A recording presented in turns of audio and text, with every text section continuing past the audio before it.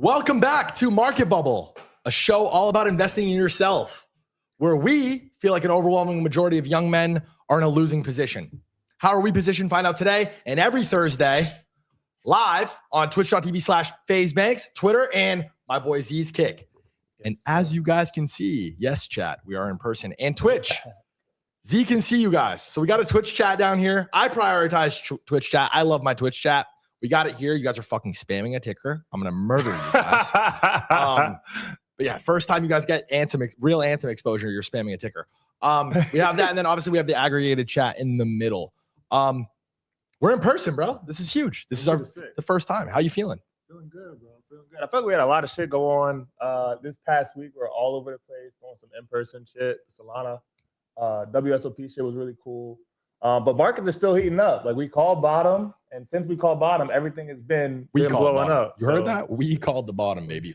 We sure did. Yes, sir. Now Z's understanding of markets is incredible, and he really does understand how markets move. And I feel like this last episode was a really good example of how well I understand attention and how attention moves. For sure. And our dynamic, our cadence together, our back and forth, the way that we have conversations, I feel like is so good, so flows so natural, which obviously makes for a good show. But also like the pairing of understanding markets and understanding attention is a fucking superpower. It's a secret weapon, and we're harnessing it in real time. And chat's involved in that. The show's involved in that. I think it's so important. Yeah, the kimchi shit, bro. Our last show has 20 million views locally across your shit, my shit, and the MarketBubble shit. Yeah, and we started a fucking global trend. Like the kimchi shit went absolutely nuts. And I didn't even know you were gonna do that. I had no idea you were gonna clip that. I did it fully on the fly too. I told that story on the fly. Like I didn't plan what I was gonna say. It was just kind of just like performed it. Yeah. And it went really well. And we're gonna get into that. We're gonna unpack all that shit. But as much shit is happening in the front, I feel like so much shit is happening behind the scenes with us and the show and just everything that's going on. I feel like it's very, very timely.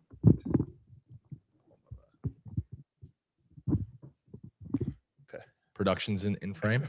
I think it's very, very timely with just how where the market's at. You said you had something for me? Oh, bro, I got a gift for you. I brought a gift for you from New York.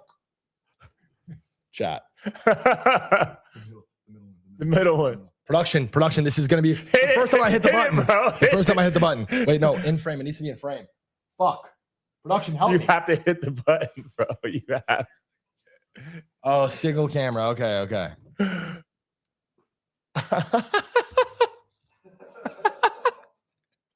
I've never pressed this before. He just brought it to me from New York.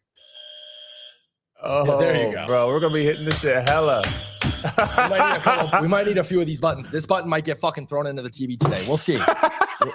We'll see. But yeah, we got a couple of announcements. Let's just get through those, and we'll do this main show, and then we have Rasmus coming on. It's gonna be a chill one for the boys. We're here, so we're gonna go enjoy the fine LA weather. I actually have an exciting little segment at the end of the show. Penny Lane is gonna make her first IRL appearance as well. She's coming from the trainer. Nice. I haven't seen her in fucking 10 days. She's been with the trainer. You guys are gonna meet her, and the chat is gonna meet her. Dog's coming in at the end of the show. We have the Black Bull graffiti comp. There's three days left. You want to talk about that? Yeah, so I've talked about it the past 2 episodes, I think. So I set up a bounty on Pump Fund, essentially encouraging artists to make some cool shit around Ansem and the Black Bull meme. And I've actually got some cool stuff submitted so far. There's been a lot of really cool graffiti people have done, like some art people have drew, some stuff people have built. And there's 3 days left in the competition. Right now, the prize pool is about $15,000. And it goes out to 10 people. So I'm going to split it up. I'm going to pick the top 10 submissions. And then, you have a chance to win about $1,500 right now for submitting some art around Ansem and the Black Bull. It's been pretty cool. This one's sick. 3 days left on it. This one's insane. Yeah. I had this bookmarked. I wanted to highlight this because they absolutely killed this. Yeah, wow. Incredible. Yeah, like this, they're definitely winning. You saw the way that they did the ticker as well? Nah. You haven't seen it? Look at this. It's probably in the next frame. Yeah.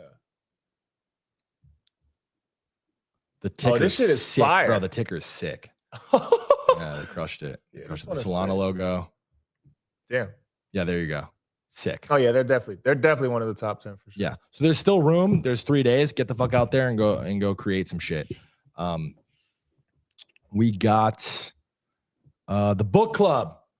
I was gonna lie to you guys and say we were reading it and we'll finish it. We haven't even ordered the book. We're gonna order it. He reads extremely fast. But we had a lot of shit going on. No, a lot of shit. Had a lot of shit going on, so it's not really our fault. Guys, realistically, we had like 2 hours to prep this show. We've been like jam-packed. We've been locked the fuck in. Yeah. But we are ordering it today. Michael Cat, order the books, man.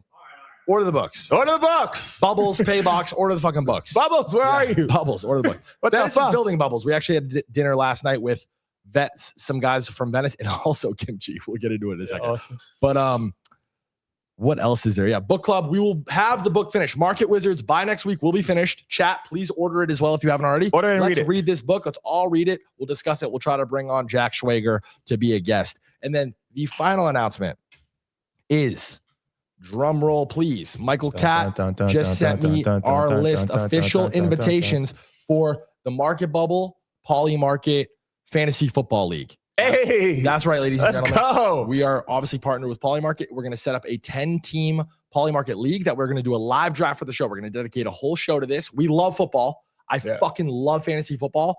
My fans that have been following me for long enough, you guys know, huge football head, love fantasy. And we're going to invite a group of people from CT and who are interested in doing content and other Polymarket partners. And that list consists of, and please, chat, go let these guys know they're officially invited. 10 teams. We're going to do some sick grand prize. We don't have it yet, but like, if we can get $1 million to do this, we'll get $1 million. If we can get 100K, we'll get 100K.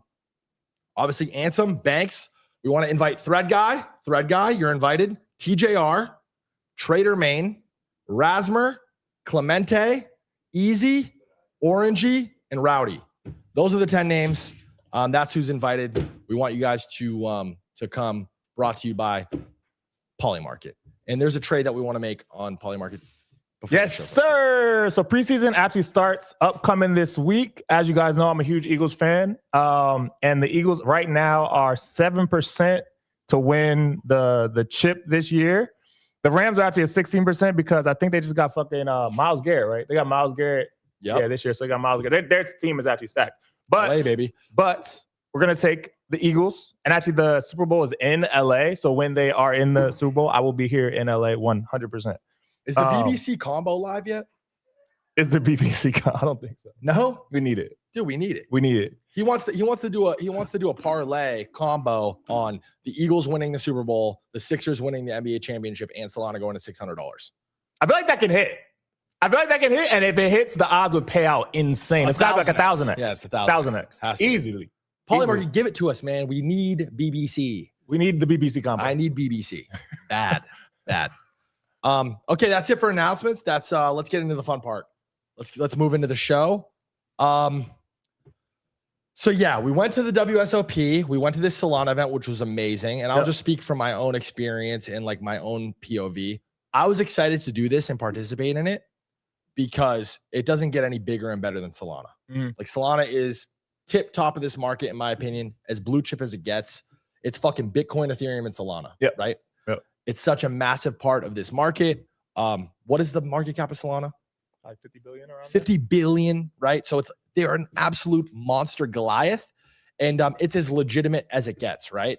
As legit as, if not more than, brands and products like Coinbase, Polymarket, these crypto native products. There's only a handful of them that I feel like are super legitimate and that have kind of broken the stereotype that crypto has and the negative narratives that follow crypto.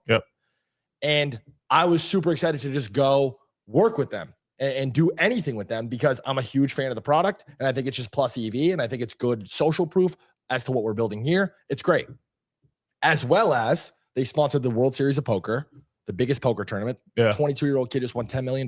Fucking fire. And they're doing this collaborative production. Solana's sponsoring the entire event. And they invited us to participate in this Solana invitational poker game that was going to be live streamed with other crypto influencers. Hate the word fucking crypto. I hate that sentence. And it did something. The production was amazing. Production was crazy. The set was insane. Like the setup of everything was really, really good. Like the connection with all the existing poker players and poker news sites was really dope. It looked amazing. Production to the nines. There was 9 other people and they did all production around it, whatever. And yeah, CT had something to say about it. Let's watch this together and then we'll we'll kind of get into it. I know. I got it. Oh wait. Hold on. No, guys, I need to be able to do this. Yeah, let me see. I think I have it. Yeah, please do that. Which one? Immediately. My screen share, as you guys can see, is I black. got it. So, okay. Yeah, I got it.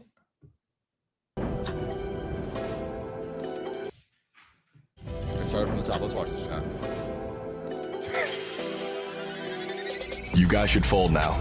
This is way too easy. Who even are these people? This is my game. This is gonna be a really expensive lesson for all of you. I'm too fast, too smart, too cool. They've got nothing on me. You might as well give me the prize now. I'm taking everybody's money. I'm here to win. They think they have a chance? Nah. You might think you have me, but trust me, you don't. You trying to bluff me? I'm 10 steps ahead. This is nothing to me. I can read y'all like a book. That's fucking funny. Listen, That is fucking funny, bro. it's a little bit of a tough watch, obviously. I mean, I feel like production, whoever was in charge of this production specifically, was put in place to do this kind of in the same light and likeness of like all WSOP productions. Supposed to obviously read as professional, whatever, they work with professional poker players. And that angle and that type of content, I feel like works with that. But specifically for this, I feel like anybody who spends any considerable amount of time in crypto or on CT would know that that probably wouldn't get the most positive response, fair to say. So I don't know. It got kind of like an overwhelmingly negative response. And I just feel like, I don't know. I feel like crypto is in need of like a serious rebrand. And I feel like what trading is missing today is culture. And I don't know. This is just an example of, and again, it was great. And thank you to Solana. And it was awesome. And we really appreciate it. But even on set, like you were there, you were a part of the same production. I'm watching this happen in real time. And I'm watching these production guys feeding lines to these guys. And it's just like, not natural, and it's always going to read as like cringe, you know, like, and it's just like, I don't know. I feel like it's so easy to make this mistake. And I just feel like it's rooted in like not understanding the way that content moves today in 2026. And for me, this content is obviously going to come out the gate and hit two people. It's going to hit people on CT and it's going to hit people on poker Twitter. People on CT are going to watch this and they're obviously going to respond negatively to it. It's not for them, you know? And then it's gonna hit poker Twitter and they're not gonna care because nobody takes it seriously as poker players, right? So it's like, who are you making this content for? And I feel like the move is always to make it for your core demographic, your core audience, which is, for better or for worse, CT, right? So to lead production and direct production with that in mind, appeal to them, give them something to like and engage with. It performed well. But I feel like unintentionally, it was like, it became like this cringe bait thing and people were replying to it and memeing it, right? Which is fine. But I feel like that was unintentional. I don't know. What's your opinion on all this? I mean, I thought the production was really good. Quality 10 out of 10. Quality was 10 out of 10. Like the set and everything was 10 out of 10. The one thing I would say is that I thought the lines were kind of like corny. I do think the lines were kind of corny. That was the only thing I would say on that. But I think I don't necessarily agree with the take that like, if CT's angry at something, it means it's bad. Because I don't think that, by the way. Yeah, I don't think that it's necessarily bad. Yeah, I've seen people say that. Like, I was going back and forth with some people on Twitter, and they're like, "Yeah, well, we didn't like this, so it's trash." I don't necessarily agree with that because a lot of the like group of CT, they don't want anything crypto like companies doing with outside people or external to crypto. And I think you kind of got to realize that you have to do programming with things where there'll be net new participants in the crypto. And I think that's what Solana realized, and they definitely knew like. The people they chose, like somebody on CT hates every single one of the people on that fucking list of people. And so it was like cringe, like bait in that way too. But I would just say, I think that like the like actual content of what we did during some of the filming could have been slightly different, but the actual event I would say was really good. And I think it's like directionally correct for sure. Like more events like that Solana will continue to do, I think are really going to be net positive in general. This attention thing is just a game. That's kind of like ultimately my point. And let's take somebody like Rasmus, who's our guest later in the show, and he won the WSOP thing. And he's honestly on a generational heater right now, if you ask me. I think he's doing it very, very well. Yeah. Rasmus is criticized more than anybody I see on CT. CT loves to hate Rasmus and loves to hate Farm. And he's crushing it. Rasmus more than anybody else, right? Yeah. As of late, I have not seen any Rasmer hate threads. I haven't seen anybody overly negative posts about Rasmer. It's because he's doing it right. And it was like that with Thread too. Like when Thread came back 100%. and started doing his streams there, it was like, fuck Thread. He did all that shit. He scammed people and he didn't do any of that. And now he's been like consistently putting out good content, hitting trades in real time, like responding to stocks, responding to macro, responding to crypto, doing on-chain stuff. And like him and Raz, I would say is like one of the best ways that crypto native people have started doing content that's actually informational, but also entertaining and also very relevant to CT. And so like when you see CT push back on something at the beginning, they're usually wrong at the beginning of it. And then you see how it plays out over time when it starts becoming consensus. It was even that way with Solana. The entire of CT in like 2022, late in 2023 was super, super bearish on Solana. And that actually was like signal, not in a way like you should be aligning with what these people are bearish on, but it was signaling that if that play does end up being correct, everybody is going to be tailing that later on and when it does become consensus. So I won't necessarily say that CT being bearish something is bad. It actually can sometimes be a good thing. Agreed. Back to the Rasmer example, it's just something I've always taken note of. And I've always asked myself, when I notice things like this, like I've noticed a shift in energy, a shift in narrative toward Rasmer specifically very recently. So it's turned my brain on. And I've asked myself a few times, why and how? And it gets to a point where it's flipped and you start to look crazy. Like it comes off as very like forced. And like Rasmer's banging out 6-figure P&Ls. He has a really genuinely good understanding of the market, how it works. And he's proven to really understand the attention game. And he's reaching, bigger audiences, wider audiences, and setting in motion trends like the kimchi shit. So it's like, if you're still on Twitter at this moment and you're like, fuck Rasmer, this is cringe, whatever, you just look crazy at this point because Rasmer's doing it the right way. But he's doing it for CT, like that's what CT wants. So it's not a matter of being good or bad. It's all personal taste and personal preference. But you do need to know your audience. You do need to know your core audience in the attention game, 100%, because that's just how shit runs. And I think on that note, Rasmer's post, where is it? I have it right here. This one? Yes, share it. No, you got hella. It's on this bitch, bro. Oh, this one. So I feel like this is a very good example of how to do it right. And people responded well to this. He immediately posted like a kimchi mimic clone post or a dump and matched kimchi shit 1-to-1. Go to kimchi's post. It's literally 1-to-1 by design. I helped coach him through it. I helped direct this post and I just look, it's like one, you know what I'm saying? It's 1-to-1 and it banged, it slapped. People liked it. Why is the question? Why? I would say it's because, again, this is a good example of knowing your audience. You're putting this out, and again, what is this going to hit? Rasmer's name's blowing up on Twitter because he won the WSOP. So anything Rasmer related, his name will hit 4 U's for crypto Twitter and poker Twitter. This has the ability to escape both and grow legs because of how big the kimchi shit went. Anything kimchi right now is hot mainstream. So that you have that angle as well. So Rasmer throws this up, and it's for CT. CT sees this. They know it. They understand it. They're inside of the joke. They respect game. They like it. They engage with it. They retweet it. They laugh with it rather than at it. And then it can go, you know what I'm saying? And escape CT. And then you might have a guy who has no idea who fucking Rasmer is, see this, and they remember seeing kimchi shit, and they know the kimchi meme. So they engage with it. They appreciate it. They like it. This is like, I don't know. This is just responding, reacting, attention 101, I feel like. And it's just, I don't know. It's something that I feel like needs to be talked about more in crypto. Like I said, I feel like just crypto needs a rebrand. Trading needs culture. And honestly, like we're the guys who are going to do it. I feel like it's going to be guys like us, guys like Rasmer, Thread Guy, people like Orangey who understand attention and content.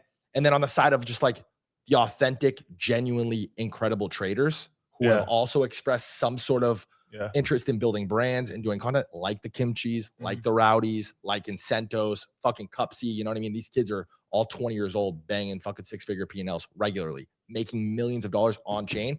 And that is fucking cool. Crypto, cool as fuck. Crypto can be cool. I said it. That sounds crazy. And it just feels cringe coming out of my mouth. But it's just because of how bad of a rap crypto has and how poor the narrative's been. It's because like the people who get highlighted are the scammers in crypto. Like that's why crypto has such a bad reputation. It's because all the people who get the most attention and the most exposure are the people who aren't actually trading and making money and authentically doing these things on chain, the authentic builders in crypto. They're not the ones getting the most attention. And then when the people who are scammers get the most attention, then obviously crypto has a bad reputation. But if you highlight the traders like Rowdy, Kimchi, like Raz, Thread, Rasmus, all these guys who are doing really well on chain and actually have made money trading and like grinded their way up as anybody else could grind their way up from teaching themselves and getting better, and they also care about doing content, then that's obviously something that's a lot more relatable to people who are looking to do the same thing. And that's what would make crypto a lot cooler than it currently is, because that's something that people can actually pursue and like do well in doing. Like we talked about last week how the fucking Forex shit was huge at one point. Yes. And Forex was huge because people had this idea in their mind that they could make a lot of money from trading these pairs. But bro, fucking, as I said, they don't move any a lot at all. Like fucking Forex pairs move. You're never going to have a fucking Kimchi. You're not going to hit 1,000x. Forex. No, you're not going to hit 1,000x trading Forex. But in crypto, and even specifically now with Hyperliquid enabling perps on stocks, you can trade these markets and make a lot of money doing so. And yes, trading is very PvP. I don't want to say that it's not PvP, but it's a skill-based game that you can get better at. And I think that's what a lot of people don't really understand it with crypto. And again, stories like Kimchi, Rowdy, and Sentos Cupsy, these kids are young and it's real. And articulating that, presenting that, I think that's cool. It's real. The come up, the stories, real, like, and Sentos was a fucking janitor before he got rich. For real? You know what I mean? Yeah. That's He's a janitor. Kimchi was a Fortnite pro. You know what I'm saying? So it's like, yeah, and listen, we joke a lot on the show about like Solana CTO because of what Z did on chain with Black Bull, like really sparking shit back up, and we're gonna get into that later too with like Robinhood and shit. It really is fucking absolutely crazy because this is where the culture at. This is where it's being curated. Is on this show is with this guy, and some of the other names I mentioned, and we've joked Solana CTO, but really like, and I'm not joking because I will say this too. Solana is really the only one even attempting to try to like build some sort of creed. Yeah, bro. ETH doesn't give a fuck. No, fuck no. Ethereum doesn't give a fuck about doing any of that. Bitcoin can't, right? Because it's just Bitcoin. Yeah. ETH is never going to do it. And honestly, if ETH, like you guys think that video's cringe. Holy fuck. Let me see an ETH Holy production. fuck, let me see an bro. ETH production, right? That shit would be awful. But their interest, the fact that production and marketing and culture and curating that, there's obviously some interest. There's obviously 100%. some underlying interest, Yeah. and they've embraced us. And that should be the narrative, and that should be the sentiment. That should be the response. That's how I responded to it. Because again, I've been in media doing this high level for 15 years. I got the opportunity to go out and do this with Solana and jumped on it immediately. It wasn't even a question in my mind because it's a cool product. Yeah, it actually is cool. I think it's less of like us CTOing Solana and all of us together CTOing crypto. The ultimate crypto CTO. Like people should think, when people think of crypto, they should just think of making money on the internet. Like that should be synonymous Trading. with what crypto is online. And that can be like building financial products that people in like certain places that don't have access to the same infrastructure that we have in the US can get access to by crypto builders building those things for people. And then also trading, like getting access to all these different markets easily. So I think making money on the internet should be synonymous with crypto. Guys, it's black again, the box in the middle. My screen share. Super unfortunate. Yeah, I mean, I clicked out of a window, but it just shouldn't do that. You want this? No. Just let them fucking do it. Can you just come do it real quick? Because it's like super distracting too. Here, just run it. We'll give Z just talk to him. What's good, chat? How we doing? How we living? Guys, stop fucking spamming tickers. We're giving chat money, but we're not going to give anybody spamming a ticker or an address money. So please chill with the you want to do tickers, some little man. trivia shit? You want to pick a winner? Pick a winner out of my chat. Twitch. My Twitch chat. Z's going to pick a winner from Twitch chat. This is a legendary moment. I get it, but it's good now. We're good? Okay, cool. All right, bet. Ask him some crazy shit. What the fuck should I ask? Guess what I ate for breakfast this morning? I don't even know that one. Juice, thank you for gifting subs. Z, you look good. Thanks, bro. I appreciate you.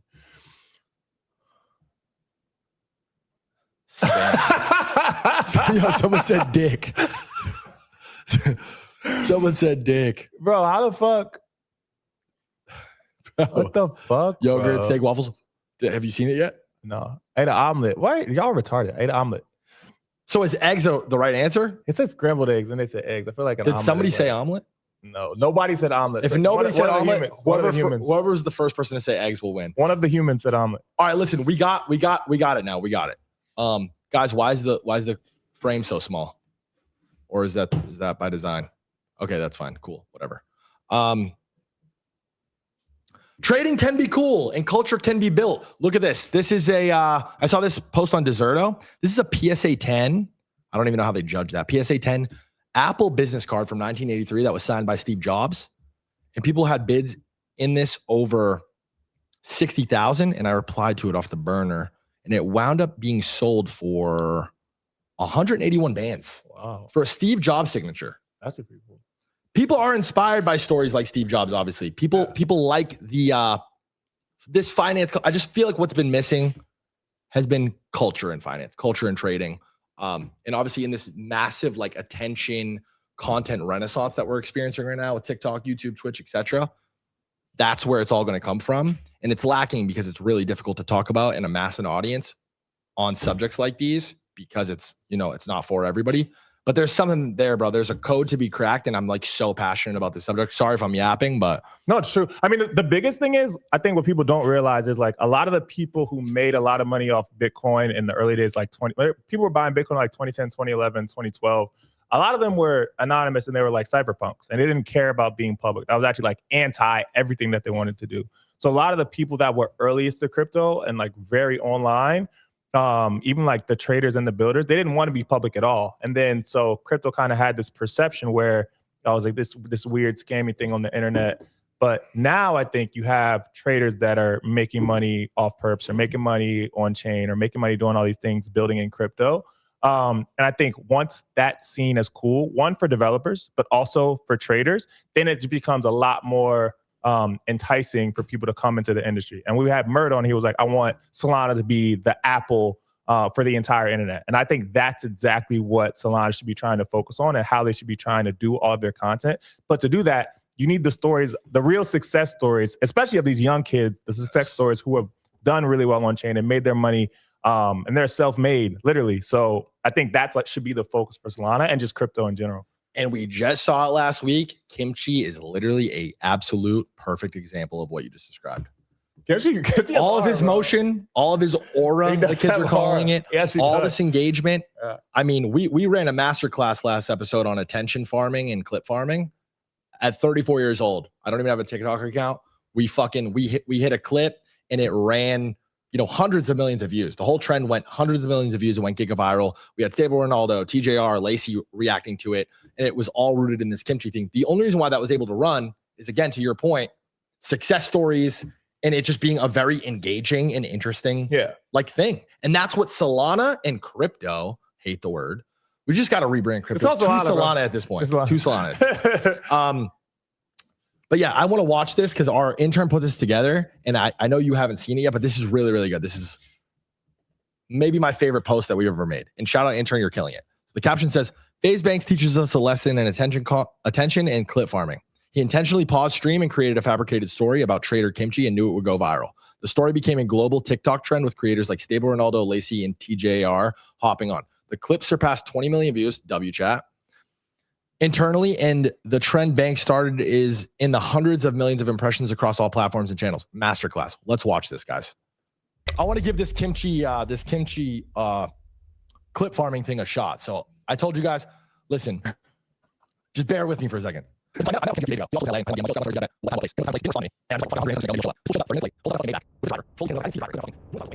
Sicko.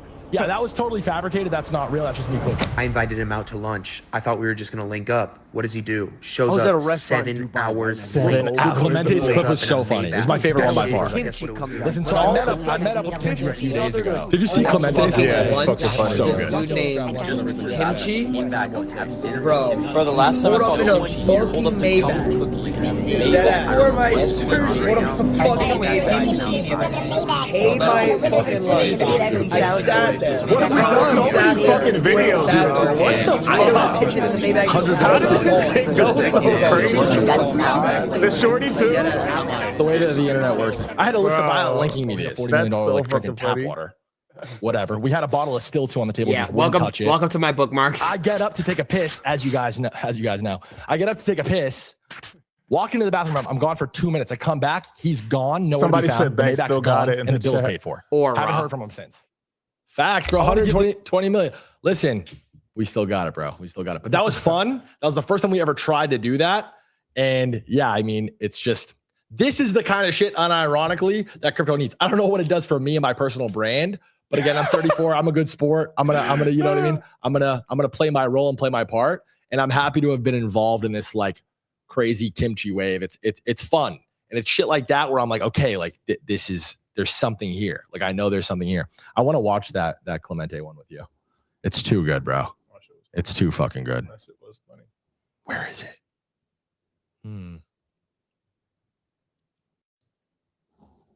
Yep, got it.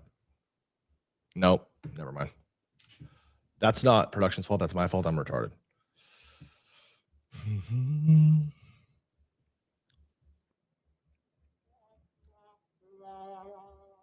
Who played that sound?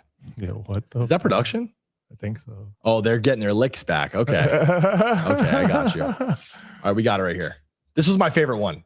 Have to watch this. And he's a crypto native, CT native. I was at a restaurant in Dubai, right? And I look over and a Maybach pulls up. I'm like, who is that? Kimchi comes out. But all of a sudden, 15 other dudes also come out of the Maybach. I'm like, how many people fit in there? And wait, is that the guy that made $40 million on Trump? He has so much aura. And then all of a sudden, I see him later on at the club with those same 15 dudes all in a corner. They're all having a good time. I'm like, dude, this guy has so much aura.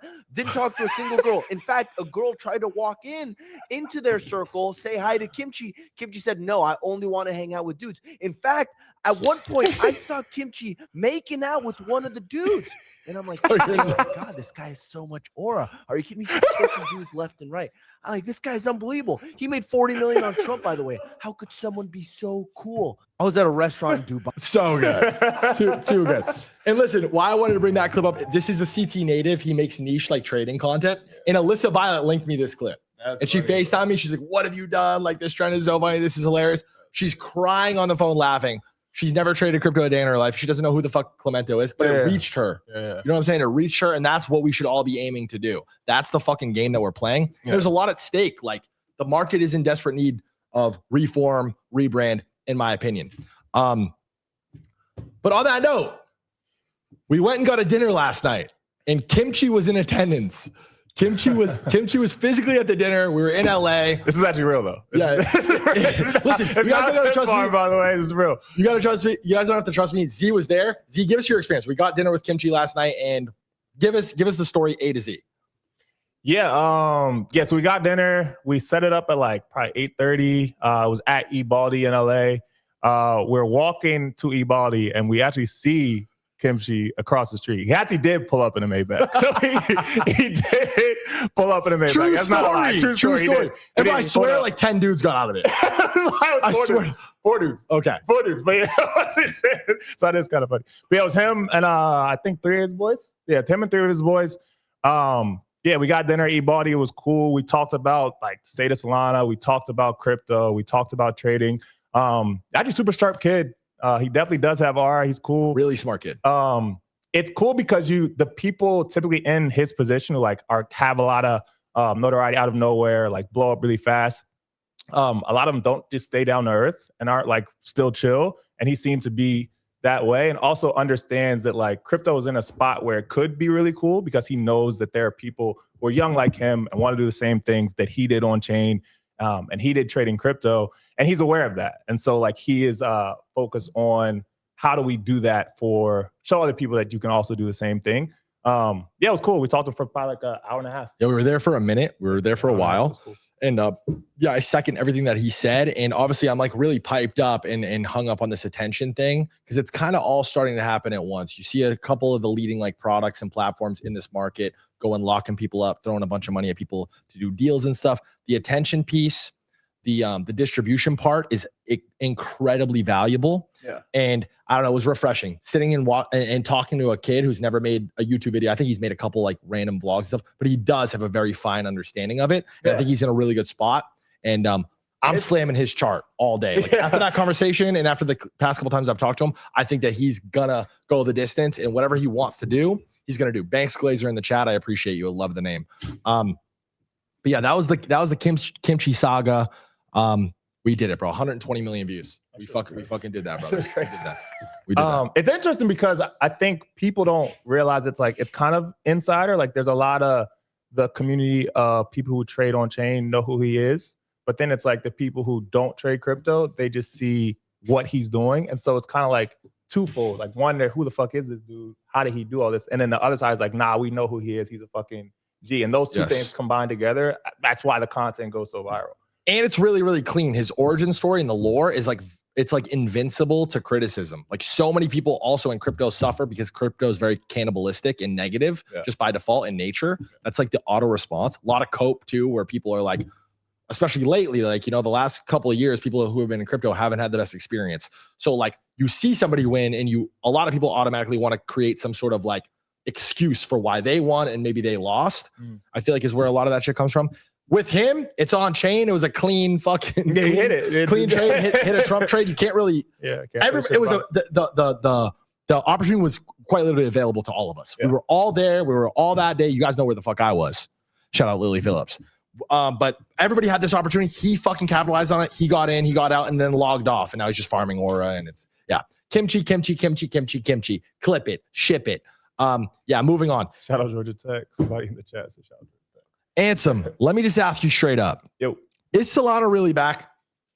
Solana's definitely back. If it's not clear, since the past month, since I CTO'd Ansem on June 27th, I want to say, we're at all-time highs on every single metric with Solana on chain, like active holders, like transactions, volume trading, even the biggest apps like Pump, like Meteor is doing really well with the liquidity pools. We have NFTs popping off for the first time in a really long time.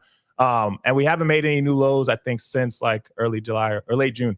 So I think on chain for Solana is definitely back. Solana is definitely coming back. And now we're in this period where we're in this choppy uptrend. And it's going to be like a bit of a time, I think, before we really start the aggressive uptrend. But we're definitely back.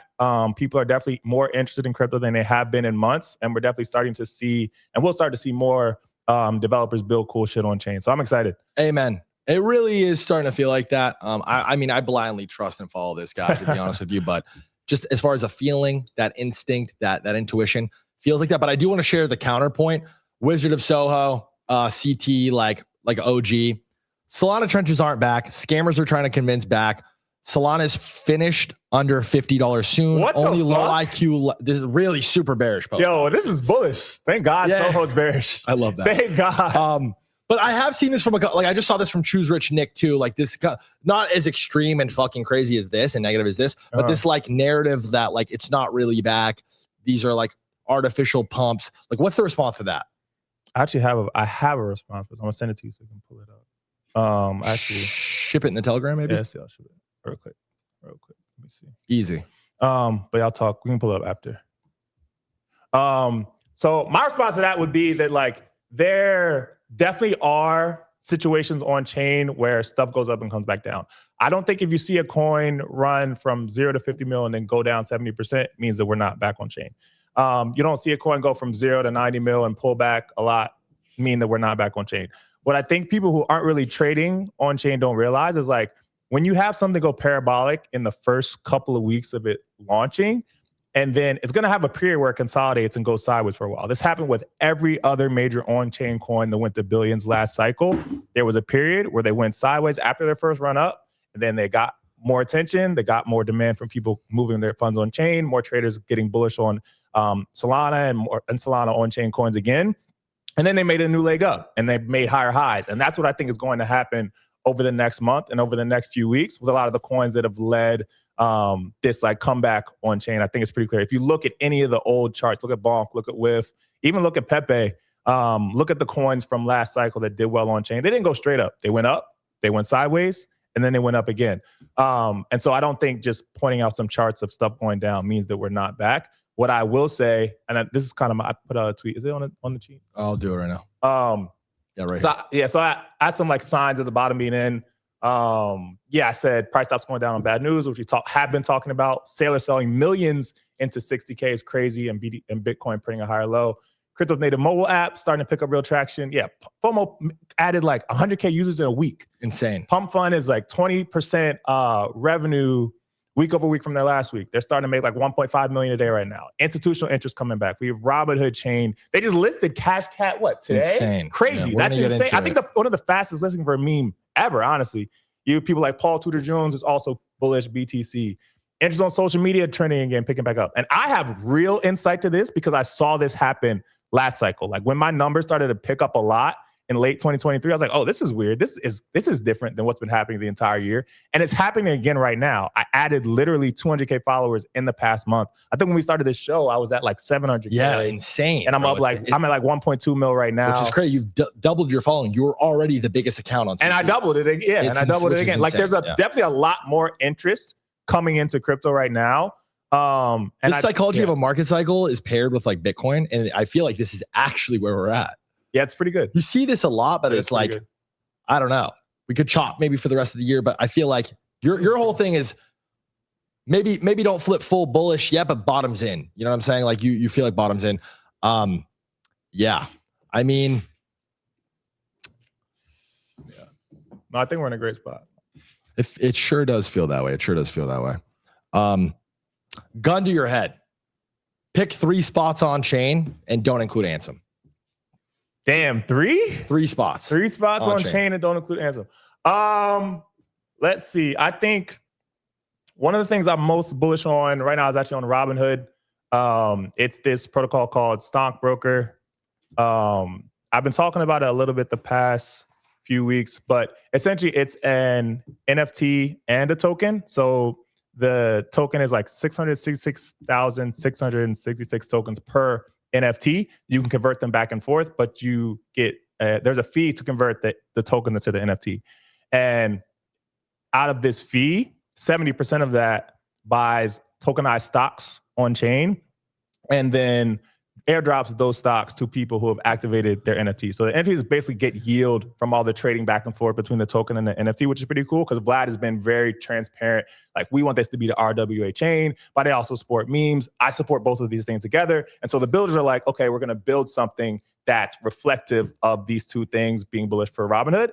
And then they also have like their own launchpad, and they also have their own decks that they're building out.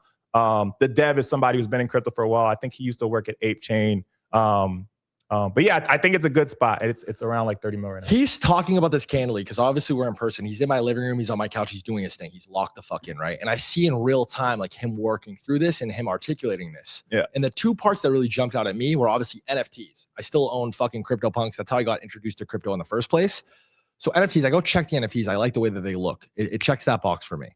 And then the part where you just said it's paired with the token. Yeah. 1-to-1. So the price of it increase. It's not reliant on the price of it is reliant more on the token than anything else. Right. And the fact that the fees get returned back in the shape of like stocks, cool. Apple, Amazon, etc. Like cool. This is cool to me. Yeah. I fuck with that. And my knee-jerk reaction was to buy it. I didn't really think too much about it. I mean, I hear Ansem fucking talking about something and like, that's always an option for me. So I grab one, and then I'm thinking about it. I'm brushing my teeth and I'm like, when's the last time I bought an NFT? And I'm thinking about it, and I go and check. And the last time I bought an NFT was 3 years ago, was a Milady. Wow. Late 2023, right before shit kicked off. Damn. And I haven't bought one since. 3 years. Fuck? And then before that, how I got started in crypto was buying punks late 2020, early 2021. And that's right before shit kicked off. So I haven't even thought or considered of like even saying the word NFT. I think NFT is worse than the word crypto. I think NFT is. It gets such a bad rap, bro. So it bad, got such brother. a bad It's so rap, bad. bro. And I have a 7-figure fucking NFT port. Yeah. It's so bad. But I think just that's interesting because like I kind of, it was just an automatic response for me. And it just kind of similar to you. Like I've been here before. I've done something like I found myself in this spot and reacting this way. And I don't know. If I was looking at it from the outside in, I would look at that as like, I don't know. Yeah. It's interesting. I mean, bro, they flipped apes. They flip apes by a lot. They flip apes by a lot. The floor is like fucking 7.8 ETH or something like that. It's 8 ETH. Yeah, I think the floor for apes is 7 ETH or something like that. I don't know. NFTs are fucking dead, unfortunately. But like obviously that's a significant. I think it's like what, $18K, $17,000 USD. Yeah. So it's like the fact that I don't know. It's just it's crazy. It dropped a month ago. It's obviously a higher risk spot because it's still under 50 mil market cap. But I think that if you are betting on Robinhood continue to be a player in this space and Vlad continue to push this RWA and meme narrative, it's something novel. And it is an interesting spot. And there was a ton of speculation about how involved Robinhood would be, but now kind of confirmed. There was a lot of speculation around Cash Cat was like the leading like Robinhood meme, right? Yeah. Saw a lot of people buying that. We saw a lot of people mistrade that. One of the worst trades I've ever made in my life. Seriously. I'm not going to get into the details, but Clemente's been spiraling. And I have a Clemente sold the bottom too. Yeah, sold the Pico bottom. And so did I. And they just literally listed it. They literally just listed it. And there was people who obviously knew this was coming. Unfortunately, I was not one of them. But yeah, we have it here. This is pretty big, you know? It's huge, bro. It's for like something that new. I've never seen a centralized exchange list something that fast. And I've been saying like pretty publicly that all the centralized exchanges last cycle listed all these memes at like multi-billion-dollar market cap. And they were super late and they missed out on making a lot of money because all the trading was happening on chain. And I'm like, there's no way they're going to let this happen again. There's no way Coinbase is going to be late again. There's no way Robinhood is going to be late again. Because in 2020 and 2021, one of the biggest money makers for Robinhood was Dogecoin. And Doge was like the most popular, most traded thing on their platform for a really long time. And everybody who like has that recognition, oh, I know Doge, I buy it on Robinhood. It's a meme attached to a dog and it's a crypto thing. But this past cycle, they missed a lot of that volume and a lot of that activity. And it would just be really surprising to me, especially with how much they're like, Coinbase has their own L2 now. I think at the beginning of last cycle, they didn't even have, or like was just starting their own L2. Robinhood has their own L2. They have wallets where you can do a lot of things on chain. It'll be really surprising to me if the centralized exchanges aren't like and just quicker to the play. Yeah, and point being, and again, from my POV, it's just like very clear, like that listing, and as quick as they did it, like you said, is like just a clear signal that like the culture at Robinhood is very like pro crypto, and like, we want as big a share of this market as humanly possible. Obviously, meme coins are a huge part, as volatile and maybe negative context around that is. They're all in on it. We had Bro on last week. That was alpha low key. He was very direct, like, yo, we're bullish everything that people can trade. I'm so fucking stupid, man. Like, it's insane. He low key did tell us directly, bro. Like, yeah, we're bullish all of it. Anything you can trade, we want to support it. We want to support it. Oh. He even talked about that weekend. He was like, yeah, we could have upped the priority fees that weekend when it blew up, and we did it. Yeah, I forgot about that. Bro, you know who gave me alpha? Fucking Rasmus. WSOP. He's like, I don't know, man. I don't know if I would sell it. This fucking wallet on chain has bought 25, like whatever. There's group chats talking about this. It's bought in 25 Robinhood things pre-listing, and it's being tracked, and it just started purchasing it. That there was like I sold on a little bit of a pump. The shit pumped from like 40 to like 60. I'm like, I gotta get the fuck out of here. Like I've seen this happen now 6 different times. I'm just like, fuck it. I sold right before it went crazy. Fun. And he was trying to give me the alpha. In my mind, I'm like, bro, you just know what he's talking about. I'm not listening to what Rasmus telling me. I'm getting the fuck out of this, whatever. And he wound up being super right. Like Rasmus got his finger on the pulse. I had this little like Jesus figure on the table at the WSOP thing. Yeah. He's like, bro, take that off. It's a low cap, $1 million cap meme coin. Like they're gonna think it's a shill. I'm like, what? Everybody at the table was like, what? Yeah, I didn't even know what it was. Bro, he's really got his finger on the pulse. But that's where we're at. I mean, we're at a place in 2026 where I'm like legitimately following Rasmus alpha. Bro, Rasmus locked in, bro. He's locked in. Rasmus locked in. So yes, you said Stockbroker. What are the other two? Give us another spot on chain that you like. I also like what can I say? I like Credible. Credible Finance is interesting. So they are a protocol that just launched on MetaDAO, and they are a like stablecoin protocol which focuses on connecting payments between people who don't have the necessary infrastructure in whatever country they're in, and using them to be able to pay with stables for whatever business they're trying to get access to these different kind of customers. They're making a good amount of money right now. It's actually like a real business, real startup. and the token is completely aligned with the equity, which I think is interesting. It's also a pretty low like market cap coin, so it's a risky spot. But yeah, I think that's also interesting. I've been saying that like I think meme coins attract a lot of people to trade on chain, but at the same time, the meme coins are blowing up on chain. You have real startups tokenizing their businesses, and if people see that those startups are doing well, that's what is going to attract a lot more institutional capital into the space, which is really important for the space to grow and get bigger. So I like Credible, yeah. And number 3.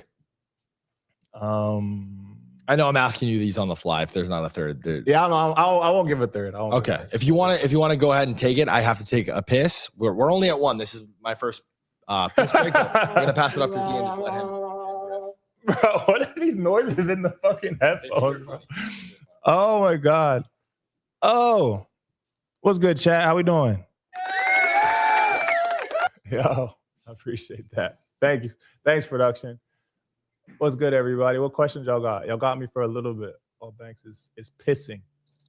I look like 21 Savage, bro. I do not look like fucking 21 Savage. What the fuck? That's so crazy. Y'all are racist, bro. That's insane. I don't look like him at all. We need a side by side of me and 21 Savage. That's nuts. That's nuts.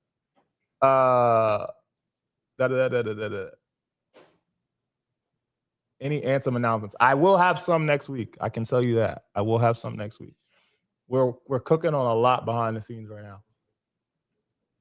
Are you Poor Goat? I am not Poor Goat, but I do fuck with Poor Goat. Yeah, Poor Goat is one of the only people I sent him the airdrop because he was one of the OG Ansem holders and he was pushing it really hard. And like at the time, you guys know there was 2 of them. And I sent him like 30K and he held it to $1 million. And he's one of the only people that held his entire airdrop and is still holding his entire airdrop, like one of the biggest Ansem supporters. So I fuck with Poor Goat. He's cool as fuck. Eagles record this year, 13 wins. 13 wins and a Super Bowl.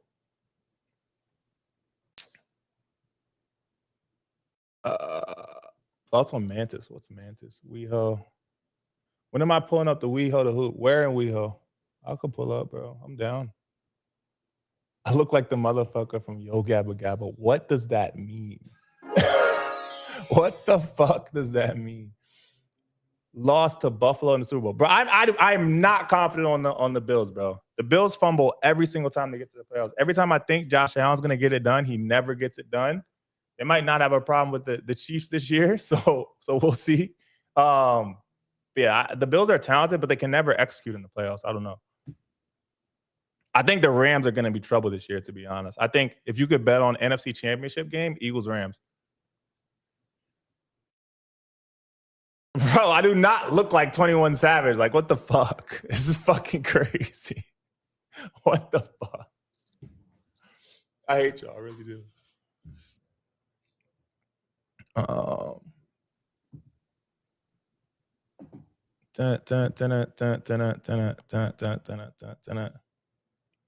See if I can pull up this work. Hey, we're lit. Yeah, I mean, the trade I've been talking about for the past few weeks, I still think is the best mid-cap setup. I think Pump looks really good. This level it just broke out above on the daily, like 23 and 2400. It's a huge spot. I mean, it's like 9 months of consolidation and breaking out here. And their revenue is starting to inflect up. On-chain activity is starting to inflect up. Yeah, I'm still pretty bullish on this. Do we? I don't know. How much time? Oh, lit. Cool. Dang, that went quick. Yeah, dude, we're flying. We're flying. Bring him in. Yo, guys, we have Tushar in the back rooms of MarketBubble. Super excited to have him. He is one of the lead guys at Multicoin Capitals, which is like one of the most successful venture capital firms in crypto. They crushed the Solana trade, have crushed a lot of other trades as well. They also hit, I believe, Hyperliquid, like pretty well. Was it this year, last year? I think it was this year. Yeah, this year. Hit Zcash as well. So they're pretty on. They do liquid and they also do venture. And they're definitely high signal. So excited to talk with Tushar. Welcome, brother. Hey guys, how you doing? Incredible, never been better. How about you? I'm doing great. It's a beautiful day. Absolutely. Healthy, happy. Some of us are We're all relatively sort of rich, I would probably say. Your skin looks great, bro. You're shining right now. You look amazing. Z gave you quite an intro, but would you like to introduce yourself to the chat, the MarketBubble community, and let them know who you are? Sure. I'm Tushar. I'm founder and chief investment officer at Multicoin Capital. We manage money across both a public venture or public liquid strategy and a venture strategy, all focused on the crypto space. We started in 2017, so we've been through some cycles. Tushar. Awesome. Welcome to the show, brother. How would you say 2017 is wild, by the way? That's actually when I also got into crypto. So it's cool that you've been in crypto for that long and been able to see the market change. What would you say is the most, how's the market changed? What has changed the most about trading and investing in the crypto space over the past 9 years that you've been investing with Multicoin? Well, let me start with answering your question and talk about what has changed, but I also want to touch on what has not changed because I think that's also really interesting. Yeah. So what has changed is a lot of the idea space has been explored.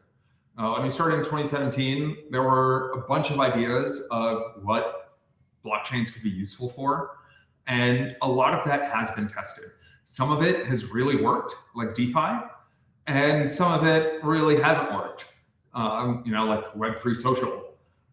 But that's how experiments go. You got to test them out. You got to see. They were good bets to make at the time, but now we know, right? Like those experiments have been run with a lot of money, a lot of very smart people who have given it a lot of energy. So that's been a big change. And then the second big change is we used to be in this world where tokens were valued just on the idea.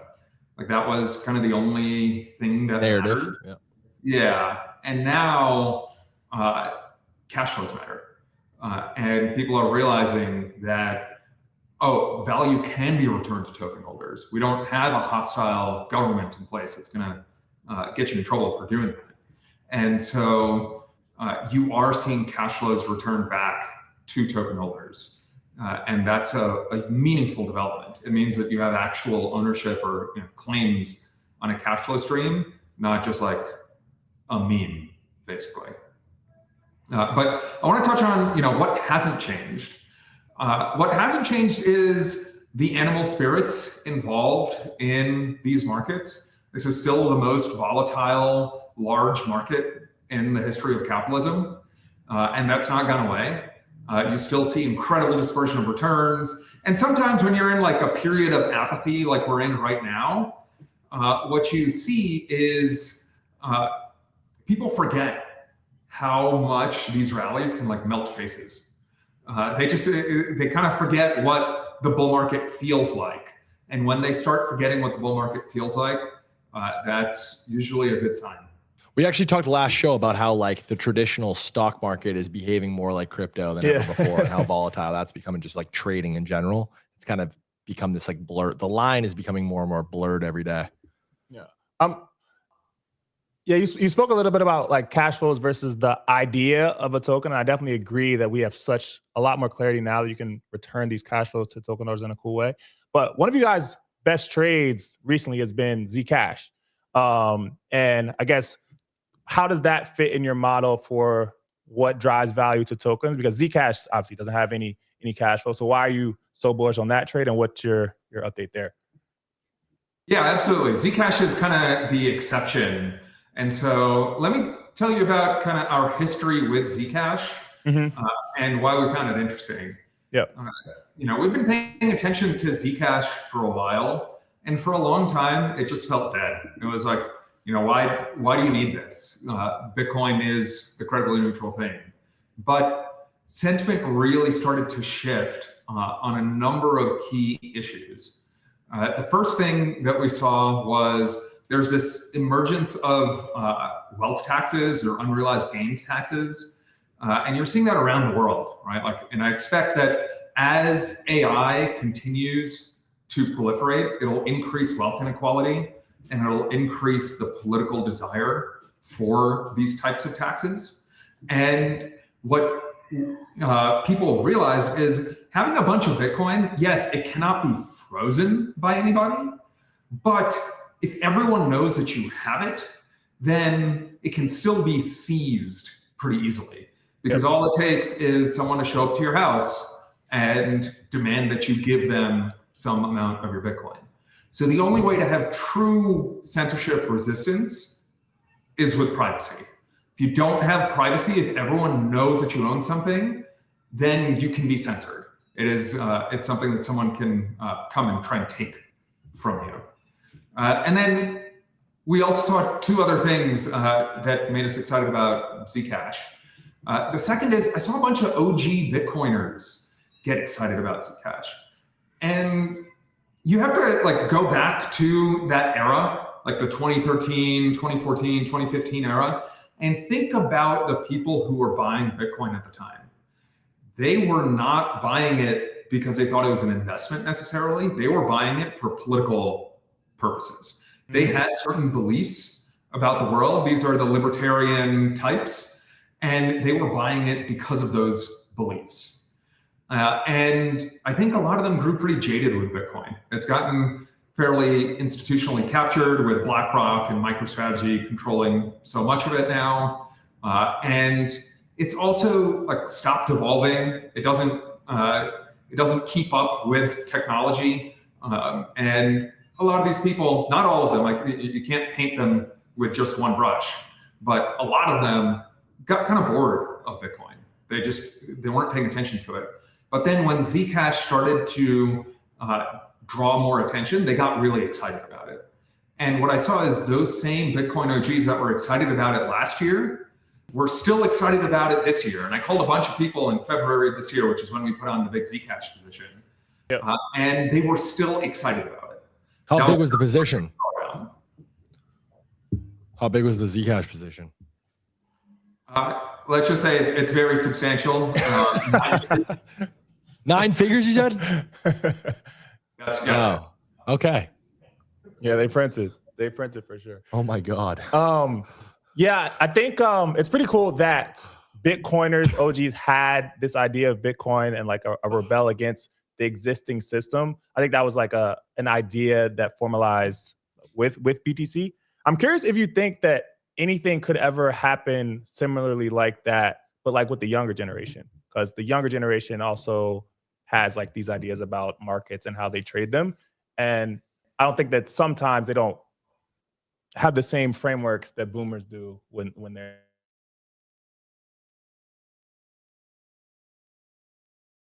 froze. They freeze. You good? Can you hear? I lost you there for a second. Not sure where the problem is. Yeah. Repeat the question. I was saying like Bitcoin and Zcash are ideas, like as you said, libertarian, like rebelling against the system. Do you think that anything could ever happen like that again, like an immaculate conception with the younger generation around like some idea that they resonate with? It's a great question. I do think that's a really good question. Although I caught what you said before, and maybe you called me a boomer. I'm definitely not a boomer. No, not you. I'm not calling you a boomer, bro. No. I don't think you're a boomer. Can it happen? Like, look, the Immaculate Conception story of Bitcoin is really cool. And I don't know that can be repeated. There's only one time that you can be the first blockchain. Mm-hmm.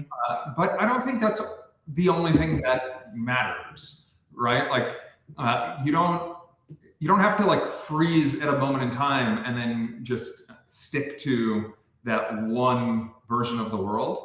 So could this happen for Zoomers? Yeah, I absolutely think it could happen. I think what's going to happen for Zcash is not necessarily a bunch of like traders necessarily get into it. I think what we're going to see is people building businesses, next generation businesses, AI empowered businesses with, like 1 or 2 employees and making just tremendous amounts of money are going to see this as a way to secure some portion of that money. And that's the best thesis I've heard for Zcash. That what you just said right there is like that was fucking amazing. Clip that shit, somebody. I mean, this fucking that's on point. That makes so much sense. That makes sense. Yeah. Could you give the chat, I guess, some info on like what exactly happened with the Zcash hack and like what the Ironwood update does with Zcash and like why it's important and why people were so concerned about what happened like a few months ago? Yeah, I wouldn't call it a hack. I don't think there is any evidence that anything was hacked, right? Like if you look at the news, all that happened is in early June, one of the core devs team said, hey, we patched a critical vulnerability that we found. And look, the vulnerability was a bad one, right? It had been in the code base since 2022. And what it would have allowed is for there to be infinite minting of Zcash within the Orchard pool if it were exploited. However, we have no evidence that it was exploited. We haven't seen any activity that indicates that it was exploited. And so we thought that the reaction to that news of a software bug being patched was extreme. So we actually bought some more after that happened because we had no evidence that it was being exploited. What we saw is there was a bunch of levered traders in there and they got stop losses. Yeah. And so as soon as you start running stop losses, like this took me back to 2017 BitMEX level. Like, it did too. Yeah, for me too, for sure. And you just like, you have to show up and buy when there's blood in the streets. And you know that the market is being irrational and it's just a bunch of stop losses being hit or a bunch of liquidations happening. Since then, what the Zcash team has done is they've released a new pool called Ironwood, which is formally verified. And I won't go into too much technical specificity, but what formally verified means is that it's mathematically proven to not have any bugs. This isn't a theoretical, oh, we did an audit or something. This is a mathematical proof of correctness in the code that it cannot have this kind of bug. So it cannot have an infinite minting bug in there. That pool was released. Everyone is migrating over from the old pool to the new pool. Once again, we've seen no evidence of any exploit. And now the system is more secure than it ever has been before. It's also now quantum recoverable. So in case there are quantum computers that would be able to crack all of Satoshi's keys for his Bitcoin, those quantum computers would not have the ability to take your Zcash. So there's a number of really important upgrades that Zcash has had. Awesome. That's great context. Great context. You've talked a little bit about Sol. I mean, you've always been like, you guys Multicoin are the Solana like guys. You guys are known for the Solana trade, but you also have hit the Hyperliquid trade. And you spoke a little earlier about how cash flows are important now for tokens. I guess, how do you think of Solana versus Hyperliquid? Because I've seen like a lot of the backlash from Hyperliquid people is they say that L1s don't do a good job of internalizing a lot of their revenue. And Hyperliquid obviously internalizes the majority of the revenue from its perps platform. So I guess, how do you think of Solana versus Hyperliquid like long-term and how they both drive value to their tokens in different ways, native tokens in different ways? So I like both of them. And, I think being a maxi is a really bad way to make decisions or investing decisions. You have to look at the facts out there. If you're not willing to change your mind, like you're going to be a bad investor. You do that really well. So we like both. What I like Solana for is I like Solana for spot trading and spot issuance.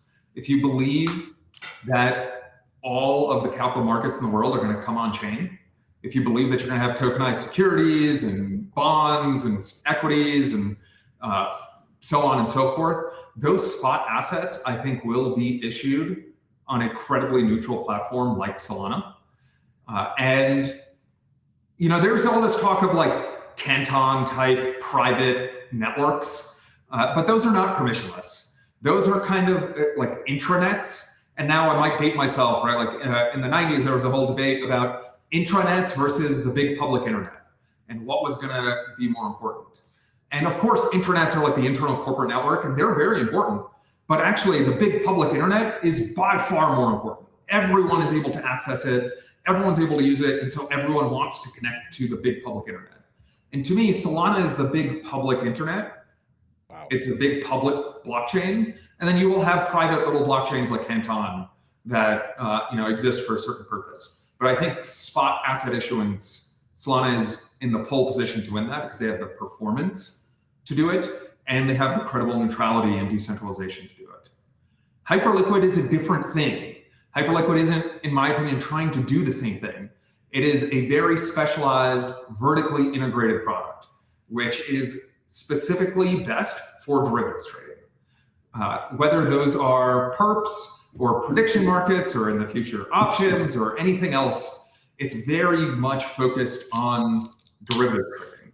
It does not have the same number of validators or decentralization that Solana does. It's not as neutral per se as Solana is, which is a trade-off. It means it can be way more performant for the use case that they're optimizing for, but I also wouldn't expect to see a bunch of like tokenized securities issuers show up on Hyperliquid. Interesting. Solana is the internet. Just for context for chat, you mentioned the Solana trade, them crushing the Solana trade and the Hyperliquid trade. I mean, that's incredible. What was the trade? Just for context. Oh yeah, how describe early, the trade? How early were you guys to Solana? Like what? We led the seed round, and we doubled down on every round since. It was by far the biggest position in our funds for a really long time, and we held through it. We held through FTX. We held through just like all of that pain, and we even bought a bunch off the FTX estate when that was being liquidated. Yeah, bro. They have a lot of Solana. What about Hyperliquid? You guys seeded Solana? Yeah, bro. Must be nice, man. What the fuck are you doing here? Why are you talking to us? You should be buying countries and shit, man. What the fuck?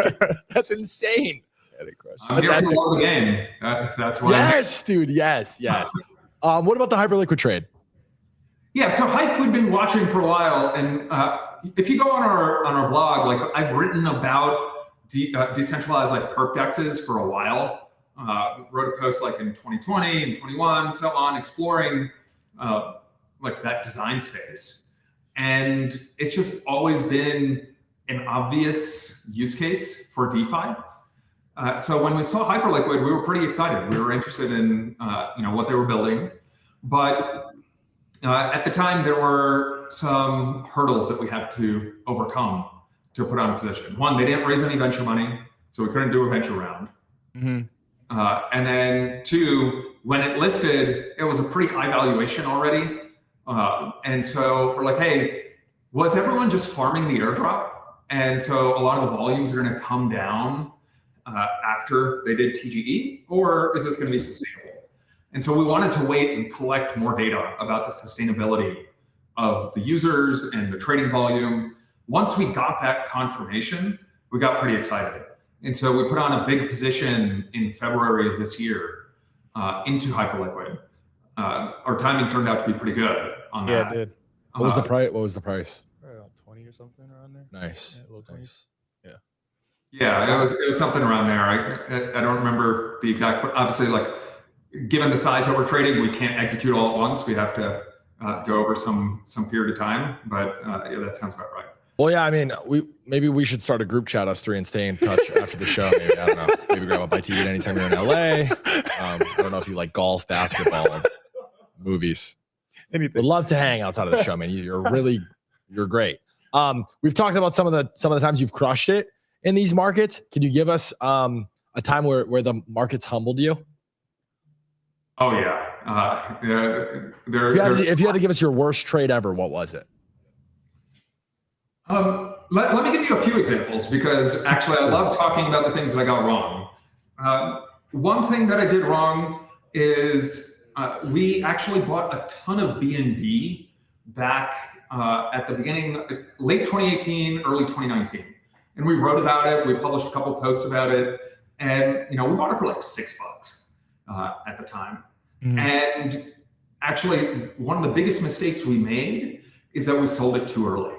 We didn't hold on to it. And the foregone profits, like, sure, we maybe like I forget exactly, tripled or quadrupled kind of thing. Like sold it like 20. Wait, excuse me. One time the market's humbled you is when you sold too early and still made money. I sold That's that your shit answer. too early too, bro. Oh, but it's Dude, I'm not even in the same. It went up a lot. Like though. I'm nowhere near. Like this is insane. Are you guys chat? Are you guys hearing this? This is insane. Imagine you bought Bitcoin and then you sold it at $1,000 and then you didn't get back in. Like, you know, it's just so painful to forego all of those gains. I don't know, brother. I was buying cryptodes for $100,000 that are worth nothing now. So I mean, I have a good plethora of examples of where I was really humbled by these markets. I don't know. Yeah, I'll let you continue. Sorry. Okay, let me give you one where I think I will be right, but so far I'm not. And that's a sector that we invested in called DePIN. We were the first DePIN investors. We invested in Helium back in 2019. We wrote about it. We've done a bunch of DePIN investments. And it hasn't really worked yet. Now, I think it still will. I think the thesis is not yet invalidated. And actually, let me take you back a little bit further and tell you about one of the worst mistakes that we made. And I'll tie it back to DePIN. Was a token called EOS. Do you remember that? Man. Yeah, I remember EOS. Yep. Yeah, that was our biggest position in early 2018. We wrote about it. We're like, look, high performance blockchains are going to be a thing. Everyone's going to want a high performance blockchain. This is like the best version of that. And that team basically rugged us, right? Like they raised all the money and then they just stopped doing anything. Yeah, isn't one of the biggest raises ever? Didn't they raise like some of the most out of like any crypto project, EOS? How much? They raised what? Oh, $4 billion, right? Where are these people? They raised $4 billion, bro. That's fucking insane. And back then too, like yeah, back insane. then. It's insane. Yeah, and they held a lot of it in crypto. So, you know, like that's appreciated. Yeah. Wow. But anyway, like we lost almost all of our money on that, right? Like they just basically stopped doing stuff. Where are these guys? Are they in Dubai now, or are they they live on a boat somewhere, or like what is this? Probably bought a country. I don't know. Okay. Couple islands. Yeah, EOS island. Island somewhere. But then later that year is when we did the seed round for Solana, because it would have been easy to say, "Oh, high performance blockchains aren't going to be a thing." Like obviously, we lost money on this, and we lost a lot of money. Like it was a big percentage of the fund at the time. The fund was much smaller then, but it was really painful. Production's telling me that the EOS founder tried to run for president. Is that true? What? Oh, Brock Pierce? Brock Pierce? I think he said he was going to run in the primary or something, but it's insane. That is crazy. Yeah. So quick little bounce back with the Solana seed. Yeah, DePIN? Yeah, I think it might be the same thing as that EOS trade where it was like, the first generation of it doesn't work out, but the thesis is not invalidated. Mm-hmm. And so if the thesis is still valid, I'm still interested in investing in that sector. Yeah. Interesting. Do you have any other like non-consensus trades that you're interested in that haven't played out yet on like the venture side or liquid? I'm going to ask both actually, because I'm interested in your take on that. One, and I've tweeted about this a few times. This is part of the privacy thesis that I have is a token called Zama. Zama is a privacy network. Yep. So what it allows you to do is basically privately transact on Ethereum. It's coming to Solana very soon as well. And it allows you to trade without broadcasting your trading activity to everybody. Oh, that's good. Yeah, that's cool. Yeah, and it's a cool technology called fully homomorphic encryption that allows you to do that. Which, if people are interested, like go ask Claude about it or chat and try to figure it out. It's really powerful stuff. Yeah. And I've had this experience because people try to track our wallets all the time. And you might notice this on X where you see posts like, oh, Multicoin did this or Multicoin did that. Some of the times it's right, some of the times it's wrong. But I don't think there's a wallet on chain, by the way, that's been tracked and monitored more than this guy right here, to be honest. They check my shit all the time, bro. They think everybody's me though, which is kind of good. It's painful. It sucks. You do not want, when you're gonna. It changes the whole game, right? Say that again. It changes the entire game. Yeah. I've been stuck in trades because I feel like I owe it to the culture, or like I just can't get out of them because they've been so publicly made, and it's like it makes it very, very tricky. And so I think if you think that all these institutions are going to come on chain and all these assets, these equities, bonds, whatever, are going to trade on chain, then there is no way that that's going to happen if everything is public. You need privacy. If you want to trade size, you need privacy. You do not want to be front run. And so Zama is our biggest bet on the privacy thesis for tokenized securities and other types of assets. Very cool. Very cool. Zombie, I've heard about that. I actually need to do more research. Yeah, please let me know. Yeah. We'll talk about it in that group chat that we're going to make after this. We're talking a lot about stuff that we're doing on chain, investments that you've made. What's the most outrageous purchase you've ever made outside of just explicitly investing? What's the dumbest thing you've ever bought? Dumbest thing I've ever bought. That's an interesting. This guy, he's like, I don't know. I bought some expensive cars, but yeah, okay. I like them. I enjoyed them. They lost a bunch of money. They're down bad if I would try to resell them, but I enjoy them. So is it dumb? I don't know. No, you're just perfect. I feel like he's in the bat cave right now with hella shit in front of him. Yeah, no, it's crazy shit. It's sick. It's sick. He's got fucking 30 people crowded around behind the camera. So funny. We have a lot of young guys who watch the show, obviously. A lot of people who, something we consistently preach on the show is investing in yourself and positioning yourself accordingly, considering how crazy dramatic change is going to be over the next 5 to 10 years. Do you have any advice for anybody young watching who is here in an effort to become successful, whatever that might mean to you? I do. And I think this might be controversial. We love it. I don't think how smart you are is going to matter. Let's fucking go, baby. You hear that, chat? Let's fucking go. Continue. Sorry. Yeah, I don't think intelligence matters anymore. I don't think it's economically an important input for humans. Wow. Just like if you think back to pre-industrial revolution, how physically strong you were was a major input into how much money you were going to make. Right? When everything was manual labor, how physically strong you were was a major input in how much money you were going to make. And between the Industrial Revolution and the AI revolution, how smart you were was a major input into how much money you were going to make. Dude, you're really fucking smart. This is really, really good. I like this. Wow. So the question is, what's going to matter, right? I have an answer. What's your opinion? What do you think it's going to be? I think it's going to be agency. It's your ability to make up your own mind and then be relentless in the pursuit of the thing that you want. Because now you have all the tools. You have intelligence for free. You have, machinery, you have energy, you have all of these things for free, basically, right? But what's not free is motivation. What's not free is being relentless and dedicated and just going after it day after day because you decided you want something, you want to be the best, and you are going to go get it. AI has replaced IQ. Somebody in chat said AI has replaced IQ. I love that. It's a really, really good take. I think potentially attention also. We talk a lot about how important attention is and understanding attention and how it moves. I feel like, I don't know. I feel like that's the thing that everybody's fighting for. That's the uncertainty. That's the thing that isn't just solved by AI or been solved by industry. It's how do we market this? You spoke earlier about EOS versus Solana. The thesis was correct, but for whatever reason, Solana did it, right?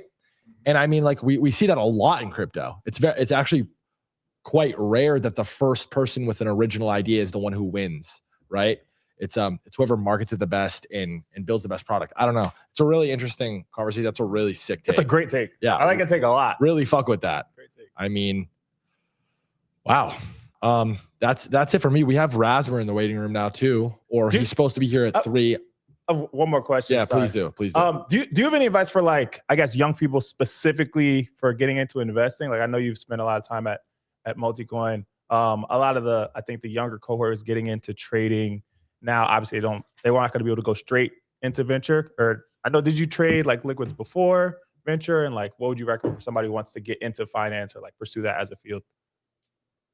I think you have to understand what your edge is And ultimately, I think in investing or trading, there's only 4 possible sources of edge. The first one is access or informational edge.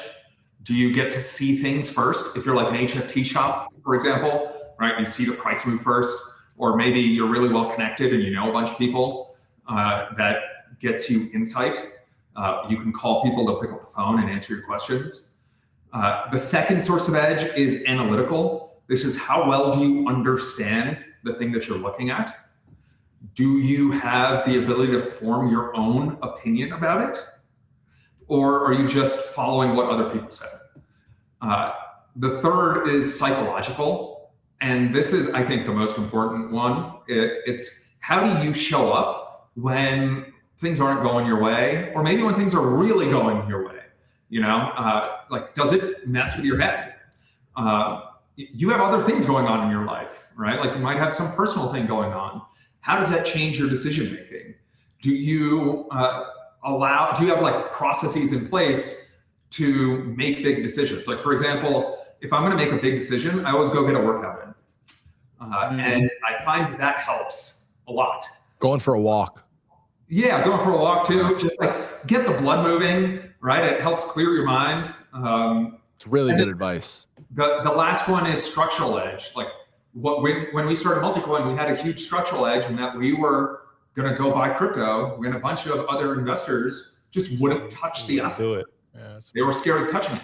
So if you don't know what your edge is, don't do it.